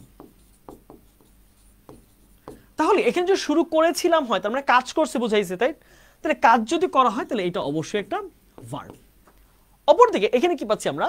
The launch of the programme was faultless, অর্থাৎ ওই প্রোগ্রামটার যাত্রাটা বা শুরুটা ছিল ভুলহীন বা ত্রুটিহীন। তাহলে এইখানে আরেকটা প্যাটার্ন মাথায় রাখবা, আমরা যখন দেখবো যে দা এবং অফের মাঝখানে একটি মাত্র ওয়ার্ড, সেটা অবশ্যই একটা নাউন, এবং এইখানে এর বাংলা অর্থ হচ্ছে যাত্রা। ওকে, তাহলে কি বললাম? যখন আমরা দেখবো দা এবং অফের মাঝখানে একটা মাত্র ওয়ার্ড, সেটা অবশ্যই একটা নাউন হবে, এছাড়া কোনো উপায় নাই। আচ্ছা, আমরা আমাদের প্যাসেজে ফিরে আসি। আবার বলেছে যে since the successful launch of the spacecraft Vostok 5, মনে রাখবা সিরিজগুলা, ভস্টক 5 মহাকাশযানের সফল উড্ডয়নের পর বা সফল যাত্রার পর অন 14 জুন 1963, তাহলে ভস্টক 5 গেছে কত সালে? 4 June 1963। Tereshkova began preparing for her own flight, Tereshkova তার নিজের ফ্লাইটের জন্য প্রস্তুত হওয়া শুরু করছে। তার মানে তেরেস্কোভা যে ফ্লাইটটা গিয়েছে, তেরেস্কোভা গিয়েছে কোন ফ্লাইটে? Vostok 6, Vostok 6। ওকে, তেরেস্কোভার ফ্লাইটটার নাম ছিল কি বলতো? ভস্টক 6। এখন বলতেছে যে since the successful launch of the spacecraft Vostok 5, তাহলে এই যে 1963 সালের 14 জুন ভস্টক 5 মহাকাশযানটার সফলভাবে উড্ডয়নের পর তেরেস্কোভা বিগেন প্রিপেয়ারিং, তেরেস্কোভা প্রস্তুত হওয়া শুরু করলো ফর হার ওন ফ্লাইট, তার নিজের ফ্লাইটের জন্য। কারণ ভস্টক 5 কিন্তু তেরেস্কোভার না, তেরেস্কোভা হচ্ছে তার পরেরটা। On the morning of 16 June, মাত্র দুদিন পরে 16 June 1963, Tereshkova and her backup cosmonaut, backup মানে হচ্ছে সাবস্টিটিউট, ওকে, সাপোর্টিভ, তোমরা সাপোর্টিভ বলতে পারো এটাকে, আবার এটাকে সাবস্টিটিউট বলতে পারো। Okay, substitute. তাহলে বলছে যে Tereshkova and her backup cosmonaut Solovyova, তাহলে তেরেস্কোভা শুধু একা যায় নাই, ওই যে ভস্টক 6 এ তেরেস্কোভার সাথে আরেকজন ব্যাকআপ ছিল, একজন সাপোর্টের করার লোক ছিল, একজন মানে তার বিপরীতে কাজ করার জন্য, সরি বিপরীতে না, তার পরিবর্তে কাজ করার জন্য আরেকজন ছিল। বিপরীত হলে কি হলো, ও চালাবে ডানেরটা, ও চালাবে বামেরটা, তখন টানাটানি শুরু হবে, ব্যাপারটা এরকম না। তাহলে তেরেস্কোভা এবং তার অতিরিক্ত আরেকজন সাবস্টিটিউট ছিল, তার নাম হচ্ছে Solovyova, were dressed in space suits. তাদেরকে তখন কি করা হলো, তাদেরকে স্পেস স্যুট, হ্যাঁ, যেই মহাকাশ কাপড় তাদেরকে পরানো হইল, অ্যান্ড টেকেন টু দ্য, এবং তাদেরকে নেওয়া হলো to the space shuttle launch pad. Shuttle শব্দটা মনে রাখো, এই শব্দটার অর্থ হচ্ছে নভোযান, নভোযান, ঠিক আছে। তাহলে কি বলছি খেয়াল করতো, যে লঞ্চ প্যাড মানে কি, লঞ্চ প্যাড মানে হচ্ছে যেই জায়গাটা থেকে মহাকাশযান যাত্রা শুরু করে। এই যে দেখবা তোমরা যখন রকেট ছাড়ে, এই রকেটটা যখন ছাড়তেছে, রকেটটা কি হয়, রকেটটা বিশাল একটা জায়গা লাগে না ছাড়ার জন্য, রকেটের আশেপাশে ব্যাপক পরিমাণে, তোমরা যারা ফিজিক্স পড়ছো তোমরা জানো, আমি খুব বেশি জানি না এই ব্যাপারে, বাট আমি ভিডিও দেখি, আমি যে টেসলার যেই স্পেস শাটলের ভিডিওগুলো আছে, তো এইখানে কি হয়, একটা রকেট যখন যাচ্ছে, বা নাসার যে লঞ্চ প্রোগ্রামগুলো হয়, হ্যাঁ, লঞ্চ প্রোগ্রাম মার্চে হয়, চাঁদে হয়, এগুলো হয় না, তো এগুলো তো অনেক সময় লাইভেও দেখায়, বা কোনো স্যাটেলাইট যখন যায়, তো যখন রকেটটা দিয়ে যাচ্ছে তখন কি হয়, ব্যাপক পরিমাণে জ্বালানি এটা থেকে বের হয়, এবং আশেপাশে হয়তো 500 মিটার, 1 কিলোমিটার, 2 কিলোমিটার পর্যন্ত মানুষ থাকে না, ওই এলাকাটাকে বলা হচ্ছে লঞ্চ প্যাড। ওকে, আমরা জাস্ট এইটুকু নামটা বলবো, লঞ্চ প্যাড। সবকিছুর বাংলা হয় না, ধরো মাউস প্যাড, মাউস প্যাডে বাংলা কি বলবো, মাউস রাখিবার যথাসাধ্য স্থান, হয় না, সবকিছুর বাংলা করলে হয় না। টুথপেস্টে বাংলা কি বলবা, যে দাঁতের জীবাণু মারার ওষুধটি দাও, হ্যাঁ, তুমি তো আম্মুকে বলবা সকালবেলা যে আম্মু একটু পেস্ট দাও, যদি না বলে কি বলবা, যে আম্মু দাঁতের পোকা হত্যা করার ওষুধ দাও একটু, তো আম্মু বুঝবে না। তো সবকিছুর আসলে বাংলা ওই রকম ভাবে করা পসিবল না। আচ্ছা, তারপর আসি, তাহলে এই যে 14ই জুন হচ্ছে ভস্টক 5, আর 16ই জুন তার ঠিক 2 দিন পরে হচ্ছে ভস্টক 6, তেরেস্কোভা এন্ড, আচ্ছা এটুকু বললাম। তাহলে তাদেরকে একটা বাসে করে কোথায় নেওয়া হলো, তাদের স্যুট পরানো হইলো, তাদেরকে বাসে করে যে লঞ্চ প্যাড আছে ওই জায়গাটাতে নেওয়া হইলো, হ্যাঁ, অর্থাৎ এখন কয়জন গেছে, 2 জন। Okay fine. After completing her communication and life support checks, তাহলে তার কমিউনিকেশন আগে চেক করছে, হ্যাঁ, আমি যেই লঞ্চ প্যাডের সাথে কিন্তু একটা তাদের কথাবার্তা হয়, সবসময় কথাবার্তা হইতে থাকে, ইন্টারনেট প্রযুক্তি সবকিছুর মাধ্যমে, রেডিওর মাধ্যমে, তার যোগাযোগ এবং তার লাইফ সাপোর্ট চেক করার পরে শি ওয়াজ সিল্ড। সিল্ড মানে হচ্ছে সুরক্ষিত করে আটকে রাখা, সুরক্ষা রাখা বা সুরক্ষিত রাখা, সুরক্ষিতভাবে আটকানো, সুরক্ষিতভাবে আটকানো, ঠিক আছে। She was sealed inside Vostok 6, তাহলে তাকে ভস্টক 6 যে রকেটটা আছে, যে মহাকাশযানটা আছে, তারে সেটার ভিতরে রাখা হইল। ওকে, তাহলে তেরেস্কোভা নামের সাথে কোনটা জড়িত, ভস্টক 6। ফিনিশিং আ 2 আওয়ার কাউন্টডাউন, 2 ঘন্টা যাবত কাউন্টডাউন চলছে। কত ঘন্টা, 2 ঘন্টা, এই যে 1 2 করে যাবে 2 ঘন্টার একটা কাউন্টডাউন চলেছে।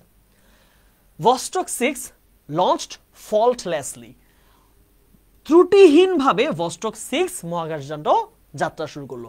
এখন আমার কোয়েশ্চেন হচ্ছে, এই দুইটা জায়গাকে যদি আমরা বিশ্লেষণ করি তাহলে দুইটা ওয়ার্ড পাই। দেখো, এই যে লঞ্চড যাত্রা শুরু করলো, তাহলে এটা কি পাচ্ছি আমরা, ভার্ব।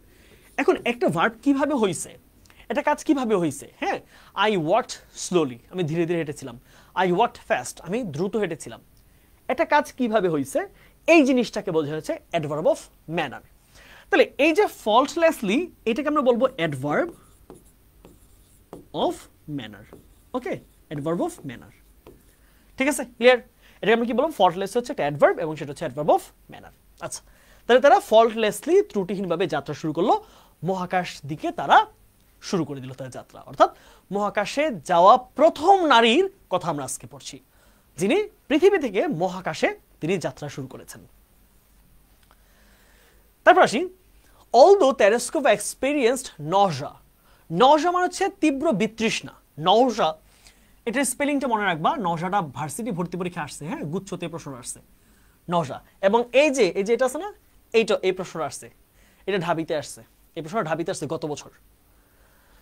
আচ্ছা, এখানে আসো, নজা, নজা হচ্ছে বিতৃষ্ণা, বিতৃষ্ণা, ওকে, বিতৃষ্ণা বোধ। এমন হয় না মাঝে মাঝে যে কিছুই ভালো লাগতেছে না, ভনভন করতেছে, মাথাটা একদম মানে বিশ্রী লাগতেছে, কিচ্ছুই ভালো লাগে না, কেউ কথা বললেও বাজে লাগতেছে, খাইতে ইচ্ছে করতেছে না, ঘুমাইতে ইচ্ছে করতেছে না, এমন একটা সিচুয়েশন বলছে বিতৃষ্ণা বোধ, ওকে, বিতৃষ্ণা। অলদো যদিও যদিও তেরেস্কোভা এক্সপেরিয়েন্সড, তেরেস্কোভা বোধ করেছিল, মনে হয়েছিল তার কাছে, নজা বিতৃষ্ণা মনে হয়েছিল, বিতৃষ্ণা বোধ করেছিল, অ্যান্ড ফিজিক্যাল ডিসকমফোর্ট, ডিসকমফোর্ট মানে হচ্ছে অসুবিধা, হ্যাঁ, বা সমস্যা, অসুবিধা বা সমস্যা, for much of the flight, তিনি যদিও ফ্লাইটটার বেশিরভাগ সময় জুড়ে, অর্থাৎ মাচ অফ দ্য ফ্লাইট মানে আমরা বুঝছি বেশিরভাগ সময় জুড়ে, ফ্লাইটটা যত টাইম যাবত ছিল ওনার, উনি যতক্ষণ যাবত এই ফ্লাইটে ছিলেন মহাকাশযানে, তার বেশিরভাগ সময় তিনি বিতৃষ্ণা বোধে ছিলেন। এটা কেন হয়? ধরো অনেক সময় আমাদের এমন হয় যে আমরা ধরো সারাদিন জার্নি করছি, হ্যাঁ, 7-8 ঘন্টা জার্নি করার পরে দেখবা যে জায়গায় পৌঁছায় বা পৌঁছায় তোমার কিছু ভালো লাগে না। আমাদের এমন হইতো, আমার মাঝে মাঝে আমি যখন রংপুর ক্লাস নিতে যাইতাম, আমাদের বন্দিবাসা রংপুর ব্রাঞ্চে, তখন রাতে 10টায় আমরা বাসে উঠতাম, আর রংপুর গিয়ে পৌঁছাইতাম হচ্ছে ভোর 6টায়, হ্যাঁ, সকাল 6টায়। এই যে 12 ঘন্টা বা 10 ঘন্টা একটা জার্নি, এটা করার পরে আমার নিজের কেমন কেমন কেমন লাগতো। তো এই ব্যাপারটা অনেক সময় ঘটে, এইটা ওনার সাথে ঘটছিল। তাহলে বলছে যে যদিও তেরেস্কোভা তার ফ্লাইটের বা ভ্রমণের বেশিরভাগ সময় তিনি বিতৃষ্ণা এবং শারীরিক অসুবিধা বোধ করেছিলেন, তারপরেও সে অরবিটেড, অরবিট মানে হচ্ছে ঘূর্ণন দেওয়া, অরবিট মানে কি? ঘূর্ণন দেওয়া। এটা বাংলা, সহজ বাংলা তোমরা একটা করো তো দেখি, ঘূর্ণন দেওয়া, হ্যাঁ।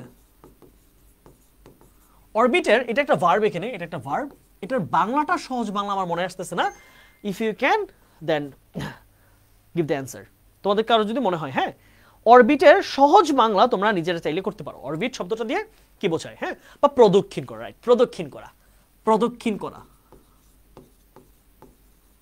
প্রদক্ষিণ করা। আচ্ছা, কি বলছে দেখো, সে অরবিটেড দ্য আর্থ, তিনি পুরা পৃথিবীটা, তিনি তো মহাকাশে আছে, তিনি পৃথিবীটাকে ঘূর্ণন দিয়েছেন 48 টাইমস, 48 বার পুরো পৃথিবীটার চারপাশে তিনি ভ্রমণ করছেন। তুমি ব্যাপারটা মানে তুমি বুঝতে পারতেছো না? ধরো যে এই যে ধরো এই যে এইখান থেকে ধরো হচ্ছে কি এই আমরা ধরলাম হচ্ছে এটা হচ্ছে আমাদের মহাকাশযানটা, হ্যাঁ, এটা হচ্ছে মহাকাশযান, ধরো এটা হচ্ছে একটা সেই একটা স্যাটেলাইট দিয়ে গিয়েছে বা রকেট দিয়ে, তো এই হচ্ছে মহাকাশযান, তার স্পেস শাটল, আর এটা হচ্ছে পৃথিবীটা, হ্যাঁ। সে এই পৃথিবী, কারণ এটা তো সে বাহিরে, তাই না, মহাকাশযান, তার অবশ্যই এটা বাহিরের অংশটায় হচ্ছে সে স্পেসে আছে, স্পেস দিয়ে পুরো পৃথিবীটার চারপাশে 48 বার ঘুরছে। বুঝো কত বড় পৃথিবী, আর এই পৃথিবীটার চারপাশ দিয়ে 48 বার ঘুরছে একটা মেয়ে মানুষ, একটা মেয়ে মহাকাশচারী। ভাবা যায় কত মানসিক শান্তির ব্যাপারে এইসব কথা শুনলে, হ্যাঁ, তার শক্তিটা কোন জায়গায়, যে চিন্তা করে আমি পৃথিবীর বাইরে গিয়ে পৃথিবীকে প্রদক্ষিণ করব। ওকে, আচ্ছা, কক্ষপথে ঘোরা, হ্যাঁ, কক্ষপথে ঘোরা, পরিমণ্ডল পরিভ্রমণ করা। তাহলে তিনি এই পৃথিবীটার চারপাশে গিয়ে পৃথিবীর বাইরে থেকে, এবং এমন জায়গায়, চিন্তা করো, এখন ব্যাপারটা তো আমরা বলতেছি, তাই না, আমরা বলতেছি যে একটু ঘুরে ফেলুক, আমরা অনেকেই বলি যে মেয়ে মানুষকে আমরা ঢাকায় যেতে দিব না, অথবা হ্যাঁ, দেওয়া না দেওয়া প্রোটেকশনের ব্যাপার আমরা এগুলো নিয়ে বলছি না। হ্যাঁ, কোন জায়গায় অনেকে বলে যে আমি ভয় পাচ্ছি, আমি বাজার যাব না, অথবা তেলাপোকা দেখে লাভ দিয়ে ওঠে, এমন হয় না অনেক মেয়েরা, বাংলা ছবিতে এগুলো খুব বেশি হয় যে তেলাপোকা দেখে লাভ দিয়ে ওঠে, তেলাপোকা দেখেই ঘর চিৎকার দিয়ে ফেলে। তো সেই জায়গায় আমরা এটার অপোজিট দেখতেছি যে তেরেস্কোভা এমন একজন নারী যিনি পৃথিবীর বাহিরে, তার সাথে অলমোস্ট কেউ নাই, তার সাথে আরেকজন সাবস্টিটিউট একজন আছে, তিনি বিপদে পড়লে উনি আসবেন, ওই রকম দুইটা মেয়ে আমরা তেরেস্কোভার গল্পটাই পড়তেছি। তিনি পৃথিবীর বাহিরে বসে, যেখানে তার কোনো সঙ্গী সাথী তেমন নাই, মানুষ নাই, সাপোর্ট নাই ওইরকম বেশি, তার খুব সুস্বাদু খাবার নাই, হাজার হাজার মানুষ নাই, হসপিটাল নাই, সেই জায়গায় বসে পৃথিবীর বাহির দিয়ে অন্ধকারাচ্ছন্ন অবস্থায় পৃথিবীকে 48 বার তিনি ঘুরছে। ব্যাপারটা ভাবা যায়, মানুষের ইচ্ছা শক্তি আসলে কতটা শক্তিশালী হলে মানুষের এই ধরনের কাজ করতে পারে, মানুষ এতটা বড় ভাবতে পারে, এতটা বড় হইতে পারে, তাই না? আচ্ছা, তাহলে কি বলছে, তেরেস্কোভা 48 বার পৃথিবীকে প্রদক্ষিণ করেছেন, and spent almost 3 days in space, এবং তিনি মহাকাশে প্রায় 3 দিন, পৃথিবীর 3 দিনের সমান সময় তিনি মহাকাশে ছিলেন, টানা 3 দিন। উইথ আ সিঙ্গেল ফ্লাইট, এই একটা ফ্লাইটে she logged more, লগ মানে হচ্ছে অবস্থান করা, ঠিক আছে, অবস্থান করা। she logged more flight time, তিনি বেশি উড্ডয়ন সময় কাটিয়েছেন than the combined times of all American cosmonauts. তাহলে আমেরিকার সকল মহাকাশচারীর সম্মিলিত সময়ের চেয়ে বেশি সময় সে মাত্র একটা ফ্লাইটে কাটায় আসছে। তার মানে এই টেলিস্কোপের পূর্বে আমেরিকান পুরুষ, এর আগে মহিলা যায় নাই, টেলিস্কোপে কোনো মেয়ে যায় নাই, আমেরিকার যত মহাকাশচারী গিয়েছে তাদের পুরো সময়টাকে যুক্ত করলে যে সময় হবে তার চেয়ে বেশি সময় সে মাত্র একটা ফ্লাইটে কাটাইছে। তাহলে কসমোনট স্পেলিংটা মনে রাখবা, স্পেলিংটা বেশ ইম্পর্টেন্ট, অর্থ হচ্ছে নভোচারী, হ্যাঁ, বা মহাকাশচারী। মহাকাশচারী who had flown before that date, যারা ওই তারিখের পূর্বে ভ্রমণ করেছে। Tereskova also maintained a flight log and took photograph। তাহলে ফ্লাইট লগ আমরা মানে বুঝতেছি সে ফ্লাইটে থাকা অবস্থা, হ্যাঁ, ফ্লাইট থাকা অবস্থা, উড্ডয়ন থাকা অবস্থা। টেলিস্কোপ উড্ডয়ন থাকাটাও মেনটেন করছে এবং and took photographs of the horizon। Horizon মানে আমরা কি জানি, যে তিনি ওই যে পুরো পরিমণ্ডল আছে পৃথিবীর পরিমণ্ডলটার, সেটা তিনি আবার ছবিও তুলছেন। ওকে, হরাইজন মানে পরিমণ্ডল বলতে পারো। ওকে, which were later used to identify, যেই ছবিগুলো পরবর্তীতে ব্যবহৃত হয়েছিল টু আইডেন্টিফাই, চিহ্নিত করতে, চিহ্নিত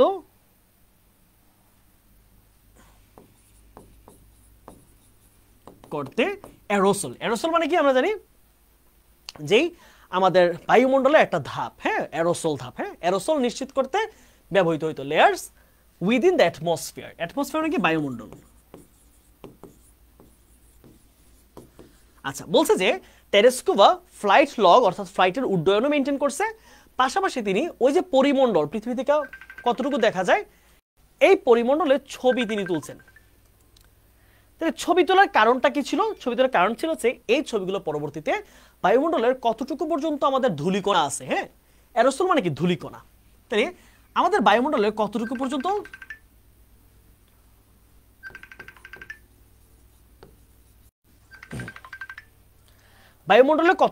ধূলিকণা আছে এটা যাচাই করতে, এটা পরীক্ষা করতে সেই ছবিগুলো ব্যবহৃত হয়েছে।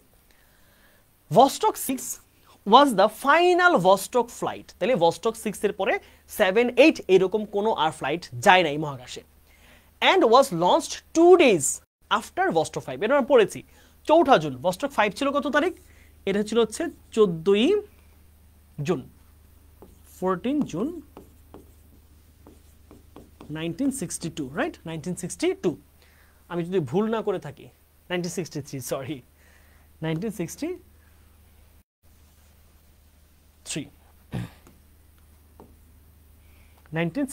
ওকে, আর এই পাশে আমাদের ভস্টক 6 ছিল কখন? 16ই জুন 1963। ওকে, আচ্ছা, carried Valery Bykovsky into a similar orbit for 5 days। আচ্ছা, এখন কি বলছে একটু বোঝার চেষ্টা করো, হ্যাঁ, খুব মনোযোগ দিয়ে এটা বুঝো। এখন ভস্টক 5, ভস্টকের কিন্তু অনেক আগে গেছে, হ্যাঁ, ভস্টক সম্ভবত ইউরি গ্যাগারিন ভস্টক সিরিজের ছিল না, হ্যাঁ, আমি কি ভুল লিখলাম কোথাও? ইউরি গ্যাগারিন কিন্তু ভস্টক সিরিজের ছিল না, ইউরি গ্যাগারিন ছিল আর একটা অন্য সিরিজের। আচ্ছা, এখন কি বলছে দেখো, যে ভস্টক 6 লঞ্চ হয়েছিল ভস্টক 5 এর মাত্র 2 দিন পরে। তাহলে যেই ভস্টক 5 কাকে ক্যারি করছে? ভস্টক 6 এ ছিল 2 জন, ভ্যালেন্টিনা আর ওই যে তার যেই সাথের লোক সোলোভিয়েভা। কিন্তু ভস্টক 5 এ কারা ছিল? 2 দিন আগে কিন্তু সেটা আকাশে চলে গেছে অলরেডি মহাকাশে। which carried Valery Bykovsky into a similar orbit for 5 days। তিনি মহাকাশে ছিলেন 5 দিন। আমি মনে বুঝাইতে পারি না, কঠিন লাগতেছে কি? আচ্ছা, এখন কঠিন লাগতেছে, হ্যাঁ। এই যে আজকে মনে হয় আমাদের ইন্টারনেট খুব ভালো সার্ভিস দিচ্ছে না? আজকে ইন্টারনেট খুব ভালো সার্ভিস দেওয়ার কারণ আছে, ইন্টারনেটকে 3 গুণ বাড়িয়েছি। ইন্টারনেট আমাদের ক্লাস আটকে যেত, আমাদের প্রবলেম হতো, ক্যামেরা লোড নিতে পারতো না। আজকে হচ্ছে সেই জায়গায় প্যাকেজকে একেবারে 3 গুণ বাড়িয়ে দিয়েছি। আশা করছি এই পর্যন্ত কোনো আটকায় নাই, তাই না? এই পর্যন্ত আমাদের ক্যামেরাকে আটকাইছে একবারও? নেট প্রবলেম করতেছে? এখন নেট প্রবলেম করে বলো তো, যে আটকে যাচ্ছে কি? এমন কি হচ্ছে যে আটকে যাচ্ছে, তোমরা কথা বুঝতেছো না? আজকে এমনটা হইলে আমার দোষ না, এটা তোমাদের দোষ হবে। কারণ আমি আগে চালাতাম 7 এমবিপিএস, এখন নিয়েছি 20 এমবিপিএস।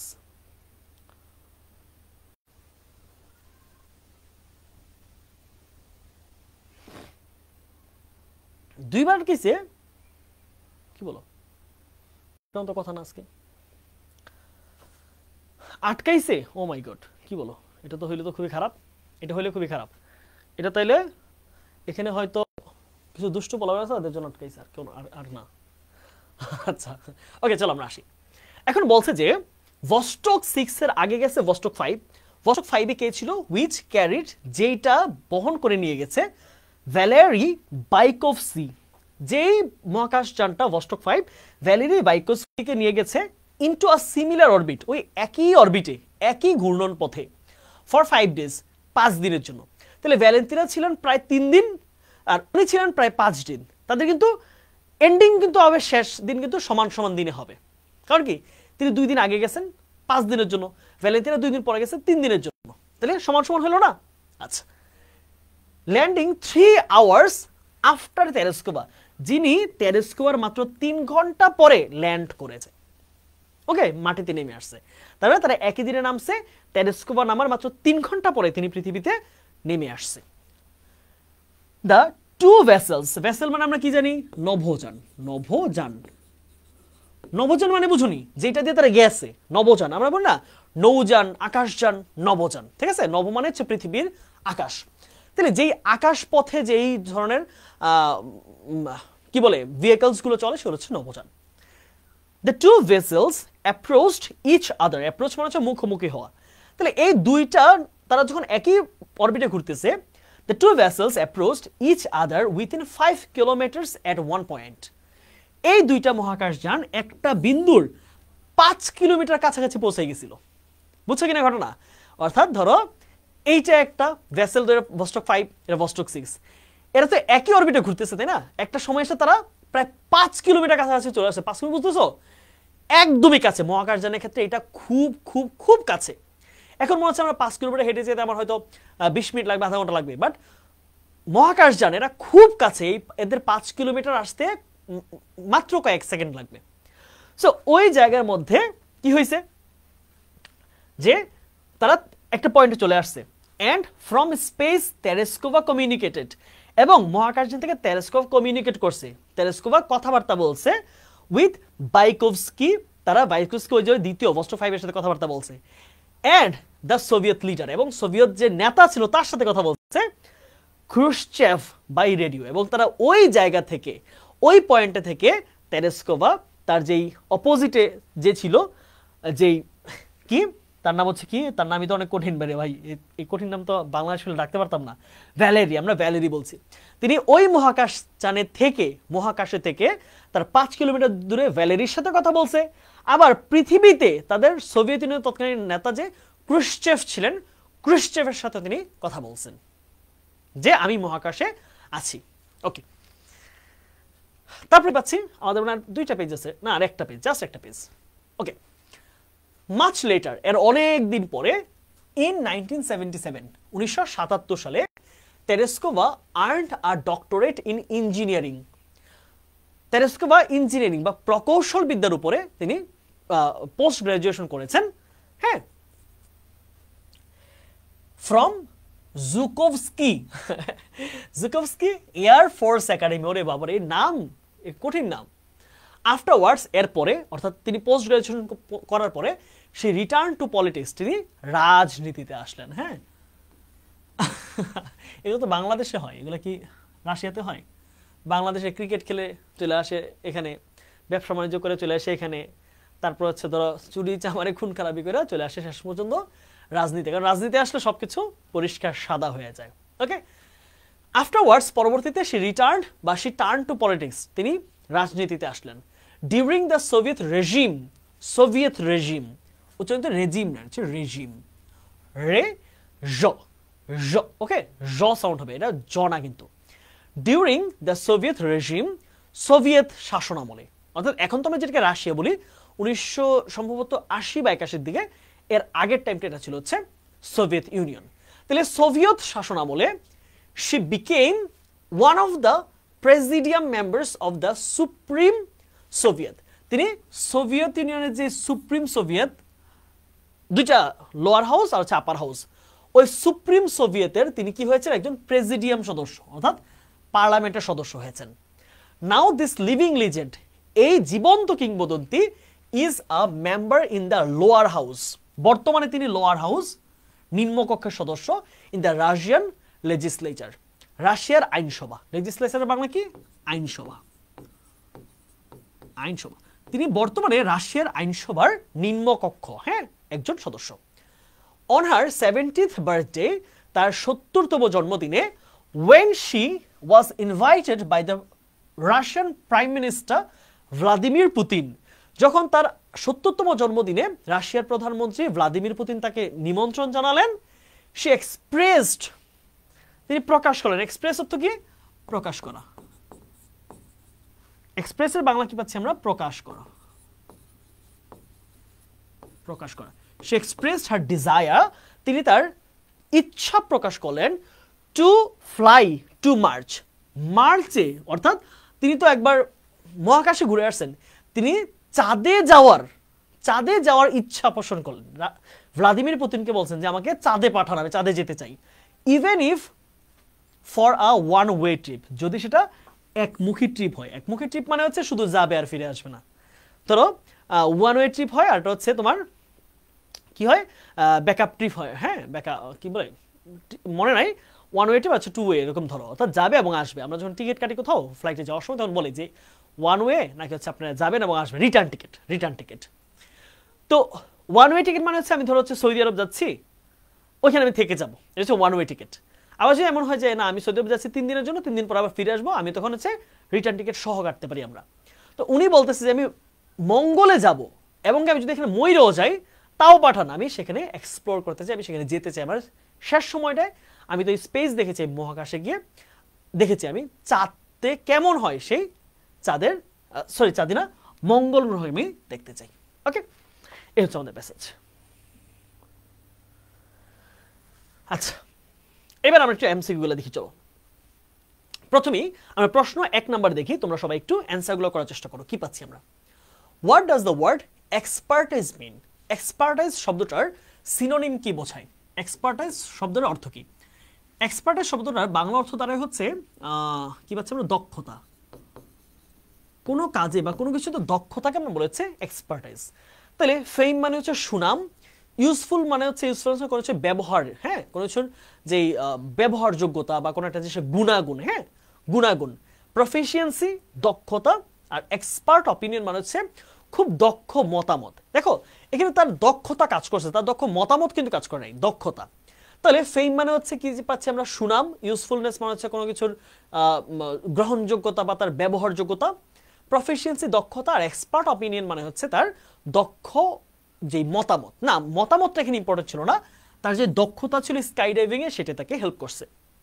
তারপর আসি, হু ওয়াজ টেলিস্কোপারস ব্যাকআপ কসমোনট? তার ব্যাকআপ কসমোনট কে ছিল? আমরা জানি সোলোভিয়োভা। হ্যাঁ, সোলোভিয়োভা।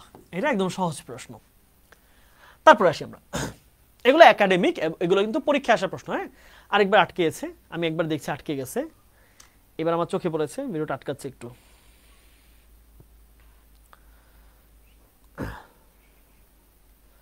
হ্যাঁ হ্যাঁ, আটকে গেল, আটকে যেও না।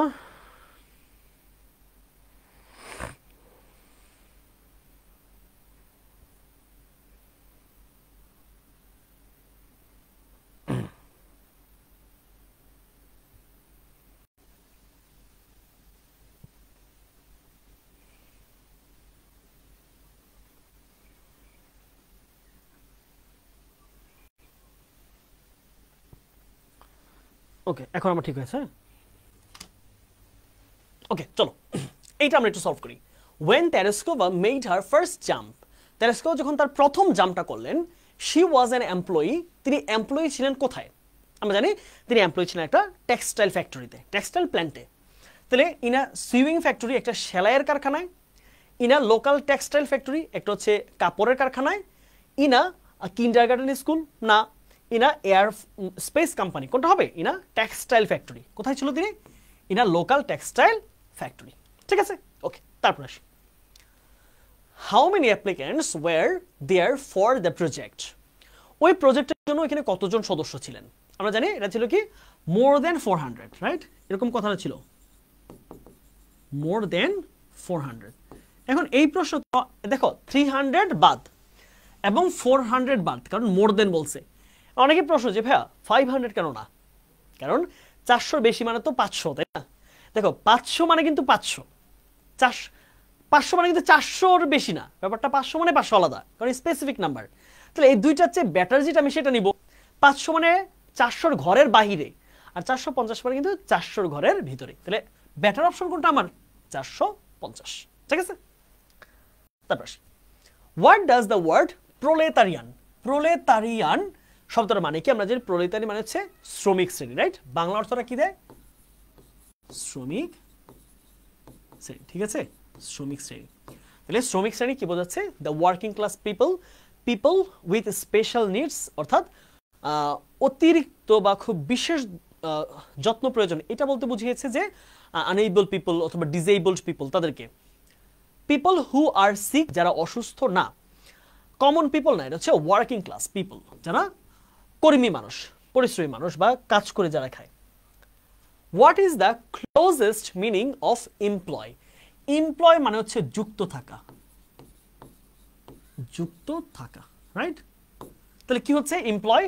ডিপোর্ট, ডিপোর্ট মানে হচ্ছে কোথাও যুক্ত রাখা, অন্য কাউকে যুক্ত করে দেওয়া। স্পেন্ড অর্থ খরচ করা, পাঠানো। সার্ভিস মানে হচ্ছে সেবা, তাহলে কোনটা হবে আমাদের? এনগেজ মানে যুক্ত থাকা। তারপর কি আছে আমাদের জন্য? What does the phrase expertise in skydiving mean? Expertise, হ্যাঁ, তিনি দক্ষ এই কাজে। তাহলে এই কাজে দক্ষ শব্দটার সাথে কোনটা যায়? এক্সপার্ট স্কাইডাইভার, দেখো তিনি বলছে যে তার এই ক্ষেত্রে দক্ষতাটা কাজে লাগছে, তাই না। তার দক্ষতাটা কাজে লাগছে, এর মানে কি তিনি ট্রেনার ছিলেন? এটা কি বলা যায়? এই যে দেখো তিনি ট্রেনার ছিলেন, এটা কি বলা যায়? না। তার দক্ষতা ছিল, এর মানে এই না যে প্রশিক্ষক। দেখো তুমি ভালো ক্রিকেট খেলতে পারো, এখন ভালো ক্রিকেট খেলা ব্যক্তি আর কোচ দুইটাকে একই রকম? ধরো তুমি রিয়াল মাদ্রিদ যারা খেলা দেখো, এখন তুমি বলবা যে তিনি ধরো তুমি বলা হচ্ছে ভিনিসিয়াস হচ্ছে ড্রিবলিং এ খুব এক্সপার্ট। এখন তুমি যদি বলো ভিনিসিয়াস হচ্ছে কোচ, এটাকে মানায় না, কারণ হচ্ছে দুইটা জিনিস আলাদা। একজন খেলোয়াড় যে সে যত ভালোই খেলোক না, যত ভালো ড্রিবলিং করে সে খেলোয়াড়, আর যে কোচ সে কিন্তু টিচার, সো দুইটা এক জিনিস না। তাহলে এই আনসারটা যদি নিতে না পারি তাহলে এইটাও নিতে পারবো না আমরা, কারণ এখানে বলছে অল দ্য অ্যাবাভ স্টেটমেন্টস। তাহলে অল অ্যাবাভ হইতে হলে তো এইটা সঠিক হইতে হবে। তাহলে এটা যদি ভুল প্রমাণিত হয় তাহলে এই স্টেটমেন্টটা আমাদের ভুল। হাতে রইল কি? এক্সপার্ট আর হচ্ছে এক্সপার্টনেস। দক্ষ আর হচ্ছে মহাকাশ জানে, তার হচ্ছে দক্ষতা, অবশ্যই এখানে দক্ষতাটা কাজে লাগছে। ওকে, তারপর what is the meaning of faultlessly? Faultlessly মানে কি? ত্রুটিহীনভাবে, ত্রুটিহীনভাবে অর্থাৎ একদম নির্ভুলভাবে, নির্ভুলভাবে। তাহলে ইনকারেক্টলি, তারপর হচ্ছে নির্ভুল। নির্ভুল মানে বুঝতেছো যেখানে ভুল হয় নাই, আর ইনকারেক্ট মানে কি? ইনকারেক্ট মানে হচ্ছে ভুল হয়েছে জিনিসটা, হ্যাঁ। কারেক্টলি না নির্ভুল, আর ইনকারেক্ট মানে হচ্ছে ভুল হয়েছে। অ্যাপ্রোপ্রিয়েটলি একদম পুঙ্খানুপুঙ্খভাবে, একদম সঠিকভাবে। ইমপারফেক্টলি অর্থাৎ যথাযথভাবে না। ইনঅ্যাপ্রোপ্রিয়েটলি যথাযথভাবে না। তাহলে কোনটা যায়? এই তিনটাই বোঝাচ্ছে ভুল আছে, এইটা এটা এটা বোঝাচ্ছে ভুল আছে। আর অ্যাপ্রোপ্রিয়েট মানে হচ্ছে যথাযথভাবে, যেখানে কোনো রকম ভুল নেই, সঠিকভাবে।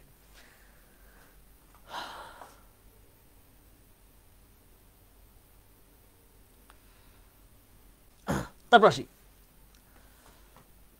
This living legend is a member in leasing.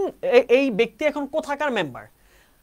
Is is যেহেতু বলছে, দেখো ইজ যেহেতু বলছে তার মানে হচ্ছে present tense,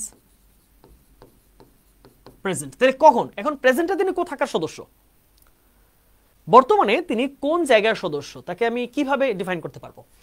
the supreme Soviet, তিনি কি এখন সুপ্রিম সোভিয়েতের অংশ? না, তিনি হচ্ছে আইনসভার নিম্নকক্ষের, নিম্নকক্ষ, lower house, the lower house of the Russian legislature. বর্তমানে কথা বলছি, তিনি শুরুর দিকে তিনি জয়েন করছে সুপ্রিম সোভিয়েতে, কিন্তু এখন বর্তমানে তার অবস্থা হচ্ছে তিনি হচ্ছে নিম্নকক্ষের একজন সদস্য। রাশিয়ার আইনসভার নাম কি জানো? ডুমা, ডুমা, ঠিক আছে। আমি ছোট বলতাম গরু ডুমা দেয়। তোমাদের এলাকায় বলতে গেলে যাই না, আমাদেরকে বলতে যে গরু ডুমা দেয়। হ্যাঁ, গরু ডুমা, অনেকে বলে ঢুয়া বলে, অনেকে বলতে ডুমা দেয়, গরু ডুমা দেয়। আচ্ছা, the answer হচ্ছে ডুমা। Vostok 6 was the final Vostok flight and was launched 2 days after Vostok 5. What does it mean? এই কথার মানে কি বুঝাইছে? অর্থাৎ আমি যদি হিসাবটা করি, Vostok 5 এর 2 দিন পরে, রাইট? 2 দিন পরে Vostok 6 লঞ্চ হয়েছে, এই তো কথাটা, তাই না? Vostok 5 orbited for 2 days, এই কথা সঠিক কি? Vostok 5 ঘুরছে হচ্ছে 5 দিন, তার মানে কথা এটা মিথ্যা। Vostok 6 orbited for 5 days, এই কথাও মিথ্যা। Vostok 6 ছিল হচ্ছে 3 দিন, রাইট? এইটা হইতো 5, এইটা হইতো 3, তাহলে দুইটা উত্তর ভুল। None of the above statement, এই দুইটার কোনোটা না। ওকে, নিচেরটা তোকে পড়ে নিতে হবে, তাই না? না পড়ে তো বুঝতে পারবো সবগুলা কিনা। Vostok 6 made the last space flight, এই কথা কিন্তু সত্য, এই কথা সত্য, তাহলে এটা ভুল। এটা সত্য, কারণ কি Vostok 6 এর পরে আর কেউ যায় নাই Vostok-কে নিয়ে, ঠিক আছে? Vostok 6 হচ্ছে শেষ, বুঝছো? এরপরে আর কোনো Vostok-এর সিরিজ যায়নি। চলো, অ্যাডমিশন স্ট্যান্ডার্ড আমরা কিছু প্রশ্ন দেখি। Valentina Tereshkova was born dash the 6th March. ওকে, এটা তোমরা পারার কথা, আমরা এটা বারবার ক্লাসে বলছি, এটা কি হবে বলো? অর্ণব, বড়ুয়া, নীরব, হাউন আঙ্কেল। অর্ণব হচ্ছে হাউন আঙ্কেল। অর্ণব হইল আমাদের আজকের ক্লাসের হাউন। হ্যাঁ, অর্ণবের ভাতের হোটেল, আজকে থেকে হাউন আঙ্কেলের ভাতের হোটেল হচ্ছে অর্ণবের ভাতের হোটেল। অর্ণব পড়াশোনা না করলে, ক্লাসের মধ্যে হাউন হাউন করলে, বুঝছো, তোমার নামে বের হবে, পত্রিকা বের হবে যে অর্ণবের ভাতের হোটেল। তুমি কি বলবে? অর্ণবকে কি বলা যায়?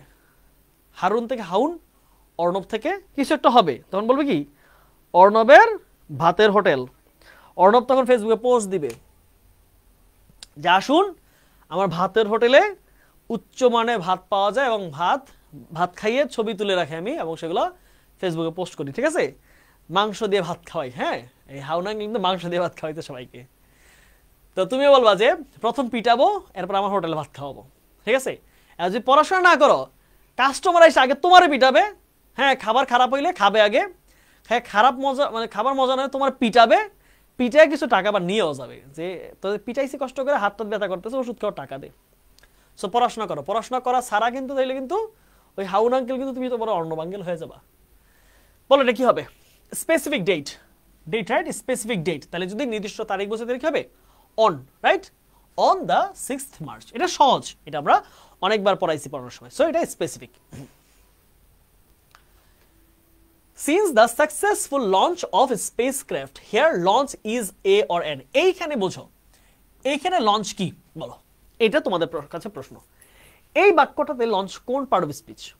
আমি লঞ্চ দেখাইছি, লঞ্চ কখন এটা নাউন হয়, আবার কখন হচ্ছে এটা ভার্ব হয়। এখন এই সেন্টেন্সের উপর ডিপেন্ড করছে যে লঞ্চ এটাকে ভার্ব হবে নাকি নাউন হবে।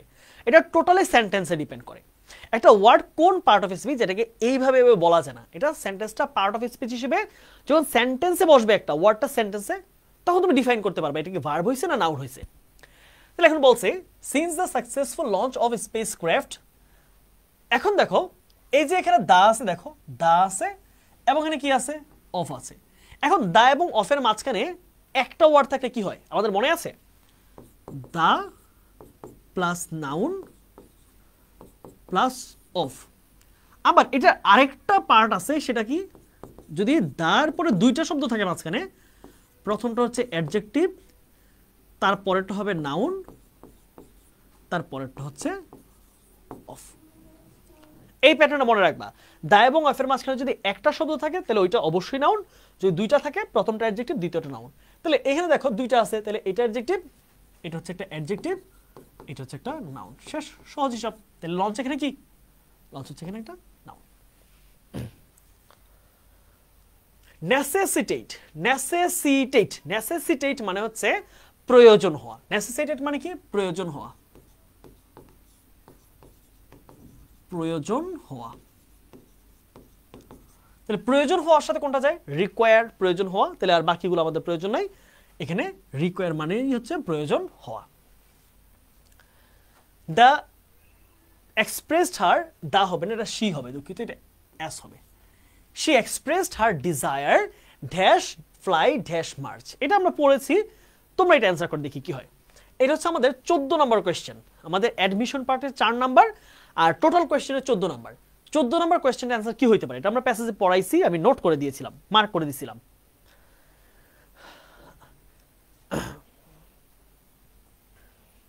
বলো এটার অ্যানসার কি হবে she expressed her desire dash fly dash march অনেকে এ বলছে অনেকে সি বলছে নাম্বার তোমরা একটু নাম্বারটা দিয়ে বলো হ্যাঁ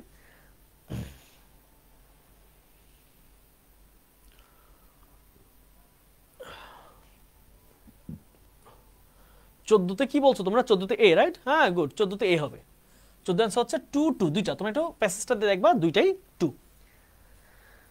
লাস্ট কোশ্চেন টু রিট্রাইভ এই প্যাসেজটা সম্ভবত এই দুইটা এমসিকিউ 14 আর 15 নেওয়া হয়েছে হচ্ছে তোমাদের পরে প্যাসেজটা থেকে অর্থাৎ আমাদের যে আরেকটা প্যাসেজ ছিল না এই তোমার কল্পনা চাওলাতে এই দুইটা প্যাসেজ চলে আসছে রিট্রাইভ মানে হচ্ছে ফিরে আসা হ্যাঁ ফিরিয়ে আনা তাহলে কোনটা যায় রিট্রাইভ মানে হচ্ছে টেক ব্যাক কাউকে ফিরিয়ে আনা টেক ব্যাক কাউকে কোন একটা প্রবলেম থেকে ফিরিয়ে আনা হচ্ছে রিট্রাইভ টেক ব্যাক ওকে আচ্ছা আজকের ক্লাসে তোমাদের এই কোশ্চেনগুলো হচ্ছে হোমওয়ার্ক থাকবে হ্যাঁ এই পার্টটা তোমাদের হোমওয়ার্ক হ্যাঁ তোমরা নিজেরা পড়বে এই পার্টটা সবাই একটু নোট করে রাখো ভাইয়া তোমরা এই যে পার্টটা যেটা আছে প্রশ্নের পার্টটা তোমরা এটা নিজেরা পড়বা ঠিক আছে ওকে এই পার্টটা তোমাদের নিজের এবার আমরা একটু ফ্লো চার্টের দিকে তাকাই হ্যাঁ ফ্লো চার্টটা আমরা একটু সলভ করি তাহলে আমরা মোটামুটি আজকের মতো শেষ করতে পারবো প্রশ্নগুলো তোমরা একটু পড়বা আশা করি কঠিন লাগবে না আচ্ছা ফ্লো চার্টে আমরা একটু প্রশ্নটা দেখি ফ্লো চার্টে কি চাইছে আমরা একটু প্রশ্নটা বোঝার চেষ্টা করি ফ্লো চার্টে আমরা যদি প্রশ্নটা বুঝি তাহলে আমাদের উত্তর করা অনেক বেশি সহজ হবে কি বলছে দেখো read the text mentioned above and make a flow chart showing the incidents ঘটনাগুলা ইনসিডেন্টস মানে কি ঘটনা of Valentina Tereshkova during orbiting the earth অর্থাৎ মহাকাশ থেকে সে যখন মহাকাশে ঘুরছিল প্রদক্ষিণ করছিল ওই জায়গায় তার সাথে কি কি ঘটনা ঘটছে এই ব্যাপারগুলো তোমাকে তুলে ধরতে হবে একটা প্রশ্ন দেওয়া আছে বাকি 5টা আমরা তৈরি করব আমরা একটু নিজেরা ভাবি আমরা উত্তর এর পরের পেজে দেওয়া আছে আমরা একটু ভাবি নিজেরা একটু তৈরি করার চেষ্টা করি তোমাদের আমি কমেন্টগুলো দেখতেছি আমি তোমাদের কমেন্টগুলোর জন্য আমি মোবাইলটা হাতে নিলাম তোমরা নিজেরা কি ভাবতে পারো ফ্লো চার্টের জন্য আমি একটা ক্লু দেই তোমরা বাকিগুলো তৈরি করো 1 নাম্বার আমি একটা অপশন দিলাম আমি কিন্তু 5টা রাখতেছি তার মানে তোমরা বাকি অপশনগুলো 5টাই দিবা ঠিক আছে ফেল্ট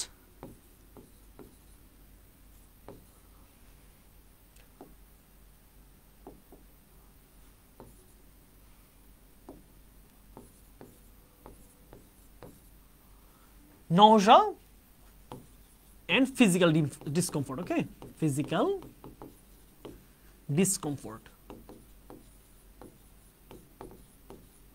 আচ্ছা এইটা একটা অপশন আমি বারবারই বলছি দেখো তোমরা কিন্তু এখানে কোনো ফুল স্টপ ইউজ করবে না কারণ এটা পূর্ণাঙ্গ বাক্য না এটা একটা জাস্ট ফ্রেজ ওকে তাহলে দ্বিতীয় অপশনগুলো কি হতে পারে এটা তোমরা ভাবো দেখি তোমরা নিজেরা ভাবো কি হতে পারে একটা হলে সে খুব ডিসকমফর্ট ফিল করছে আর কি হতে পারে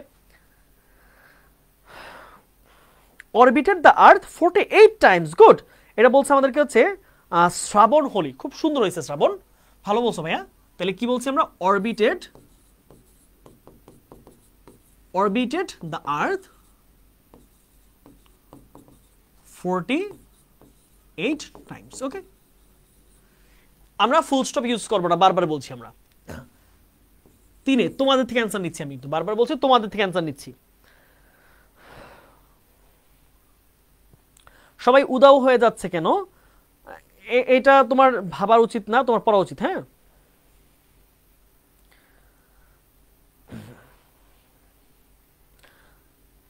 I expect your answers তোমাদের উত্তরগুলো প্রত্যাশা করছি spent almost 3 days খুব সুন্দর এটা কে বলছে এটা সানজিদা আফরোজ হ্যাঁ spent almost 3 days in space good চমৎকার তোমাদের হাতে বই আছে না আমার তো এখানে সামনে বই নেই আমি তো পড়াই ফেলছি স্লাইড উপরে চলে গেছে বইটা দেখো বইয়ের জায়গাগুলো তুমি লাইন করছো না এই জায়গাগুলো থেকে বলবা ফ্লোচার্ট জিনিসটাই তুমি টেক্সট বই থেকে বা প্যাসেজ থেকে সরাসরি নিতে পারবা তাহলে কি পাচ্ছি spent almost 3 days in space in সুন্দর অপশন, ফুল স্টপ দিব না, বারবার বলছি। 4 নম্বরে এটাও কিন্তু হতে পারে যে she communicated with কি ভ্যালেরি and Russian president। ওকে, আমরা এখানে দিতে পারি যে communicated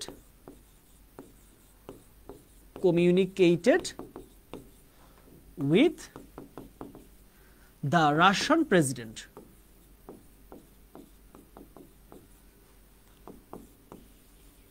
ওকে, দেখো আমি একটা অ্যান্সারও আমরা অ্যান্সার দেখা লাগতেছে না, সবগুলো তোমরা নিজেরা পারো। সো আত্মবিশ্বাস রাখা খুব জরুরি। হ্যাঁ, তোমরা আরো অনেক অ্যান্সার দিচ্ছ। একজন বলেছে took photograph of the horizon. Good, আরে নাইমুল, চমৎকার নাইমুল, সেরা নাইমুল আহসান, চমৎকার অ্যান্সার, আমার মাথায় আসতেছিল না।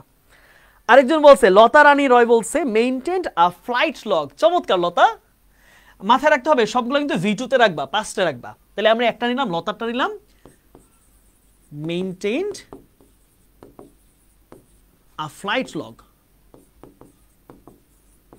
ফ্লাইট লগ, চমৎকার। দেখো একটা লাইন থেকে দুইটা উত্তর হচ্ছে। আর 6 নম্বর কি পাচ্ছি? Took some photographs, right? took photographs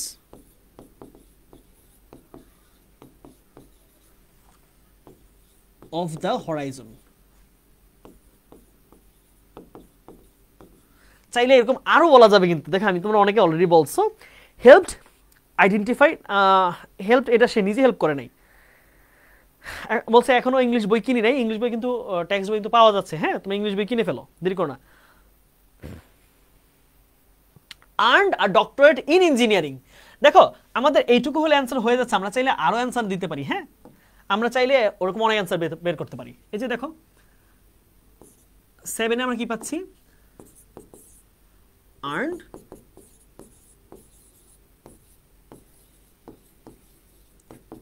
doctorate in engineering। তুমি আরো দিতে পারো, ধরো আবার ভাবলাম 8 নাম্বার।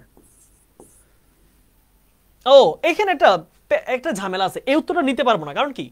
দেখো বলে দিছে the incidents of Valentina Tereshkova during orbiting the আর্থ। তার মানে এই উত্তরটা কিন্তু আমাদের সঠিক না, এই উত্তরটা আমরা চাইলে নিতে পারছি না। ওকে, এটা আমরা নিতে পারবো না। আর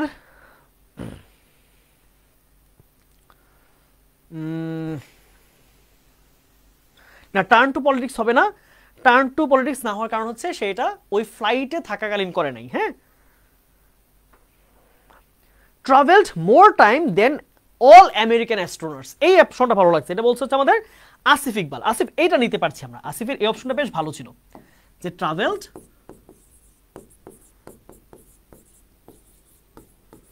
মোর ফ্লাইট টাইম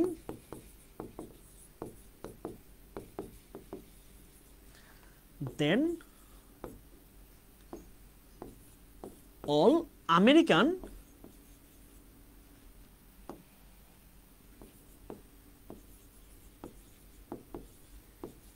astronauts। ওকে,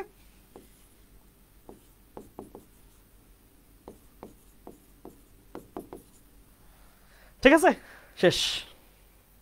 না, টার্ন টু পলিটিক্স হবে না, টার্ন টু পলিটিক্স উত্তরটা দিতে পারবো না। দেখো উত্তরগুলো বোঝার চেষ্টা করো। তুমি টার্ন টু পলিটিক্স যখন দিচ্ছ তাহলে তুমি প্রশ্নটা খেয়াল করো, প্রশ্নে কি ছিল? এই যে প্রশ্নে ছিল হচ্ছে দ্য ইনসিডেন্টস অফ ভ্যালেন্টিনা, ভ্যালেন্টিনার ঘটনাগুলা telescope during orbiting the earth, মহাকাশে ঘোরার সময়, মহাকাশ চলার সময় তিনি কি কি করছে। এখন তুমি যে টার্ন টু পলিটিক্স বলছো, এটা কি মহাকাশে থাকাকালীন? না, তিনি মহাকাশ থেকে আসার পরে তিনি হচ্ছে যুক্ত হয়েছে, তাকে ইনভাইট করছে পুতিন, আরো অনেক ঘটনা করছে। বাট আমরা যে অ্যান্সারগুলো করব, প্রশ্নটা খুব ইম্পর্টেন্ট। বারবারই বলছি ফ্লো চার্ট খুব কঠিন জিনিস, এটা প্যাসেজ থেকে নেওয়া যায়। এই দেখো তোমরা প্রত্যেকটা অ্যান্সার তোমাদের দেওয়া, ভাইয়া শুধু একটা লিখছি, বাকি সবগুলো অ্যান্সার তোমরা নিজেরা করছো। তাই তুমি নিজেই যদি পারো তাহলে ফ্লো চার্ট নিয়ে এত টেনশন কিসে? তুমি এখানে 10-এ 10 পাওয়াই পসিবল। ঠিক আছে, ওকে, আজকে আমরা তাহলে এই পর্যন্তই শেষ করছি। হ্যাঁ, এই যে এখানে অ্যান্সার দেওয়া আছে, এখানে আবার ডিফারেন্ট। ওকে, নো প্রবলেম, আমরা দুইটা অ্যান্সার করলাম। ওকে, আজকে তাহলে এই পর্যন্তই। তাহলে ক্লাসটা কি বুঝতে পারছো তোমরা সবাই? ভাইয়ারা আপুরা যারাই আছো, আজকের ক্লাস কি বুঝতে পারলা? কমিউনিকেটেড উইথ বিকজ ফি, হ্যাঁ এই উত্তরটা সুন্দর, এই উত্তরটা ভালো বলছো। Zinat Akter Anisa logged more flight time than combined times of all American astronauts. হ্যাঁ, এটা ভালো বলছো। তাহলে আজকের এই টপিকটা ক্লিয়ার। এটা কিন্তু বেশ কঠিন একটা টপিক, এটার প্যাসেজটাও বেশ কঠিন শব্দ রয়েছে, কিন্তু মজার ব্যাপারটা হচ্ছে ওই জায়গায় যে তুমি যখন একটা প্যাসেজ খুব গল্পের আকারে পড়ে ফেলবা, শব্দার্থগুলো মনে রাখবা, তোমাদের রাতেই প্র্যাকটিসটা আমি দিয়ে দিব, তোমাদের হয়তো সকালে প্র্যাকটিসটা আপলোড হয়ে যাবে। সো মাথায় রাখতে হবে আগামীকাল কিন্তু এই টপিকের উপর পরীক্ষা আছে। সো আজকে তোমাদের পরীক্ষার ক্ষেত্রে আমি একটু বলতেছি খুব জোরালোভাবে, তোমাদের প্রথম পরীক্ষায় ছিল 104 জন না 5 জন, গতকাল পরীক্ষায় 96 জন হয়ে গেছে, তার মানে 9 জন বা 10 জন পরীক্ষার্থী কমছে। এই ব্যাপারটা খুবই খারাপ, এটা খুবই অপছন্দের, খুব খারাপ। তুমি যে পড়াশোনা করতেছো এটা আমি যাচাই করবো কিভাবে? এই কোর্সের সাথে আমি তোমাকে কানেক্ট করতে কিভাবে? তোমার পড়াশোনা করতেছো কিভাবে বুঝি? এটা আমি বুঝি হচ্ছে তোমরা পরীক্ষা দিচ্ছ এটা দিয়ে। হ্যাঁ, প্রথম দিন ফার্স্ট হয়েছিল সম্ভবত রংপুরের বা কোন দিকে একটা কলেজ, আজকে ফার্স্ট হয়েছে দেখলাম হচ্ছে ভিকারুননিস স্কুল কলেজ। সো প্রতিনিয়ত এই পরিবর্তনটা চলতে থাকবে। ঢাকা কলেজে একজন হচ্ছে থার্ড হয়েছে, আবার মাঝখান দিয়ে ময়মনসিংহের একটা কলেজ হচ্ছে সেকেন্ড হয়েছে। সো পুরো বাংলাদেশের পরীক্ষার্থীরা এখানে ভেবে রাখো, প্রত্যেকটা দেশ মানে পুরো কলেজের বাংলাদেশ জুড়ে কলেজে এখানে আছে। সো তোমাকে নিজেকে যাচাই করার একমাত্র ওয়ে হচ্ছে to sit for the examination. So class শেষ, পড়া শেষ, প্যাসেজ পড়া শেষ, এমসিকিউ শেষ, অ্যাডমিশন এমসিকিউ শেষ, কোয়েশ্চেন শেষ। কোয়েশ্চেনটা যদি আজকে পড়াইনি আমি, অনেক বড় বড় লাইন, আমরা ফ্লোচার্ট শেষ করলাম।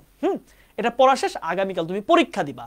এই পরীক্ষা দিয়ে প্র্যাকটিস শিট পড়ে পরীক্ষা দিবা, এটাই যাচাই করবে যে তুমি পড়ছো কিনা, তুমি পারছো কিনা, তোমার টপিকটা শেষ হয়েছে কিনা। সো আমার খুব কি বলবো এগার একটা চাওয়া থাকবে, তোমরা পরীক্ষা অংশগ্রহণ করবা। পরীক্ষা কিন্তু কঠিন না, পরীক্ষার জন্য আমার প্রশ্ন রেডি করতে হয়, আমার প্রশ্ন চেক করতে হয়, প্রুফ চেক দিতে হয়। প্রশ্ন আবার আমি যখন আমাদের এক্সাম কন্ট্রোলকে পাঠাই, উনি এক্সামটা সেট করে তারপর পরীক্ষা নেই, এটা আবার রেজাল্ট দেয়, এবং টাইম টু টাইম হচ্ছে কাজগুলো। তোমরা যদি এই কাজগুলোকে অবহেলা করো তাহলে কিন্তু অনলাইন এডুকেশনের যেই সুবিধাটা, অনলাইন এডুকেশন যে অল্প অর্থ খরচে, অল্প টাকা খরচে যে আমরা বেশি সুবিধা নিতে পারি, অধিক সুবিধা নিতে পারি, এবং আমাদের বিস্তর পরিবর্তন সাধন হচ্ছে, এই জিনিসটা কিন্তু দিন শেষে মাটি হয়ে যাবে। সো তোমাদের কাছে আমার আর্নেস্ট একটা রিকোয়েস্ট হচ্ছে, please sit for the exams. পরীক্ষাগুলো তোমরা দিবা, ক্লাসগুলো রেগুলার করবা, প্র্যাকটিস শিটগুলো পড়বা। আমারও একটা শ্রম আছে, আমারও একটা ভালো লাগা জায়গা আছে না। ধরো তুমি আমার টাকা দিয়ে দিলা, হ্যাঁ, এখন টাকা নয় যে সবার যে ভালো লাগবে এটা এমন না। ধরো এখন আমার টাকা নিয়ে কি করবো? আমি টাকা নিয়ে খাবো, ঘুমাবো, ঘুরবো, আড্ডা দিব, মজা করবো, ঘুরতে যাবো, আমি ভালো থাকবো। তারপরেও তো একটা মানুষের প্যাশনে পরিণত হয়েছে, দেখবে একটা সময় পরে একটা জিনিস একটা মানুষের প্যাশন হয়ে যায়। সো আমার ক্ষেত্রে পড়ানোটা তোমাদের পরীক্ষা হচ্ছে একটা প্যাশন হয়ে গেছে। টাকা আসবে যাবে, এটা ঘটবে, এটা কোর্স লঞ্চ করলে টাকা আসবে। আমি 3 বছর পড়াচ্ছি, 1.5 বছর 2 বছর পড়াচ্ছি। সো আমার কিছু ফ্যান বেজ হয়েছে, আমাকে মানুষ চিনে, অনেক গ্রুপে আমাকে নিয়ে কথাবার্তা হয়, সো মানুষ আসবে। কিন্তু দিন শেষে আমারও তো ভালো লাগার জায়গা আছে যে আমি পড়াইতেছি, এই ছেলে মেয়েটাকে কঠিন জিনিসটা সহজভাবে বুঝিয়ে দিতেছি, তার জন্য প্র্যাকটিস শিট বানাচ্ছি, রাত জেগে প্রশ্ন করতেছি, তার জন্য তার প্রবলেম সলভ করে দিতেছি, তার জন্য দাঁড়ায় দাঁড়ায় ক্লাস নিচ্ছি। সে যদি পরীক্ষাটা না দেয়, সে যদি পরিবর্তন না হয়, সে যদি দিন শেষে তার ওই 600 টাকার কোর্সটা যদি বা 700 টাকার কোর্সটা যদি সে যদি দিন শেষে সে মাটি করলো, এটা কিন্তু কষ্ট লাগে ভাই, সত্যি কষ্ট লাগে। এটা মন থেকে বলছি, এটা হচ্ছে রক্তের সাথে লেগে যাওয়ার জিনিস। পড়াইতে পড়াইতে অভ্যস্ত হয়ে গেছি তো, তোমরা না পড়লে, তোমরা পারফরমেন্স খারাপ করলে এটা মনের মধ্যে খারাপ লাগে। তোমার 700 টাকা খরচ করে খুব বেশি টাকা না, আমার খারাপ লাগে যে অ্যাটলিস্ট সে ভালো একটা ডিসিশন থেকে চলে গেছে দূরে। সো আমি চেষ্টা করবো, আমি চাইবো তোমরা আবার পরীক্ষা দিবা, তোমরা কালকে পরীক্ষায় আরো বেশি অংশগ্রহণ করবা, কালকের জন্য 200 জন পরীক্ষা দাও, ঠিক আছে? ওকে, আজকে এই পর্যন্তই, তোমার সাথে দেখা হবে ইনশাল্লাহ পরের ক্লাসে। হ্যাঁ, পরের ক্লাসটা আগামীকাল আমরা একটা ক্লাস নিতেও পারি, বলা যায় না, একটা ক্লাস মিস আছে, মনে আছে, একটা ক্লাস গ্যাপ আছে। যদি সময় সুযোগ হয় আমি কালকে আরেকটা ক্লাসের ডেট দিয়ে দিব, ঠিক আছে? সবাই ভালো থাকো, সুস্থ থাকো, টাটা।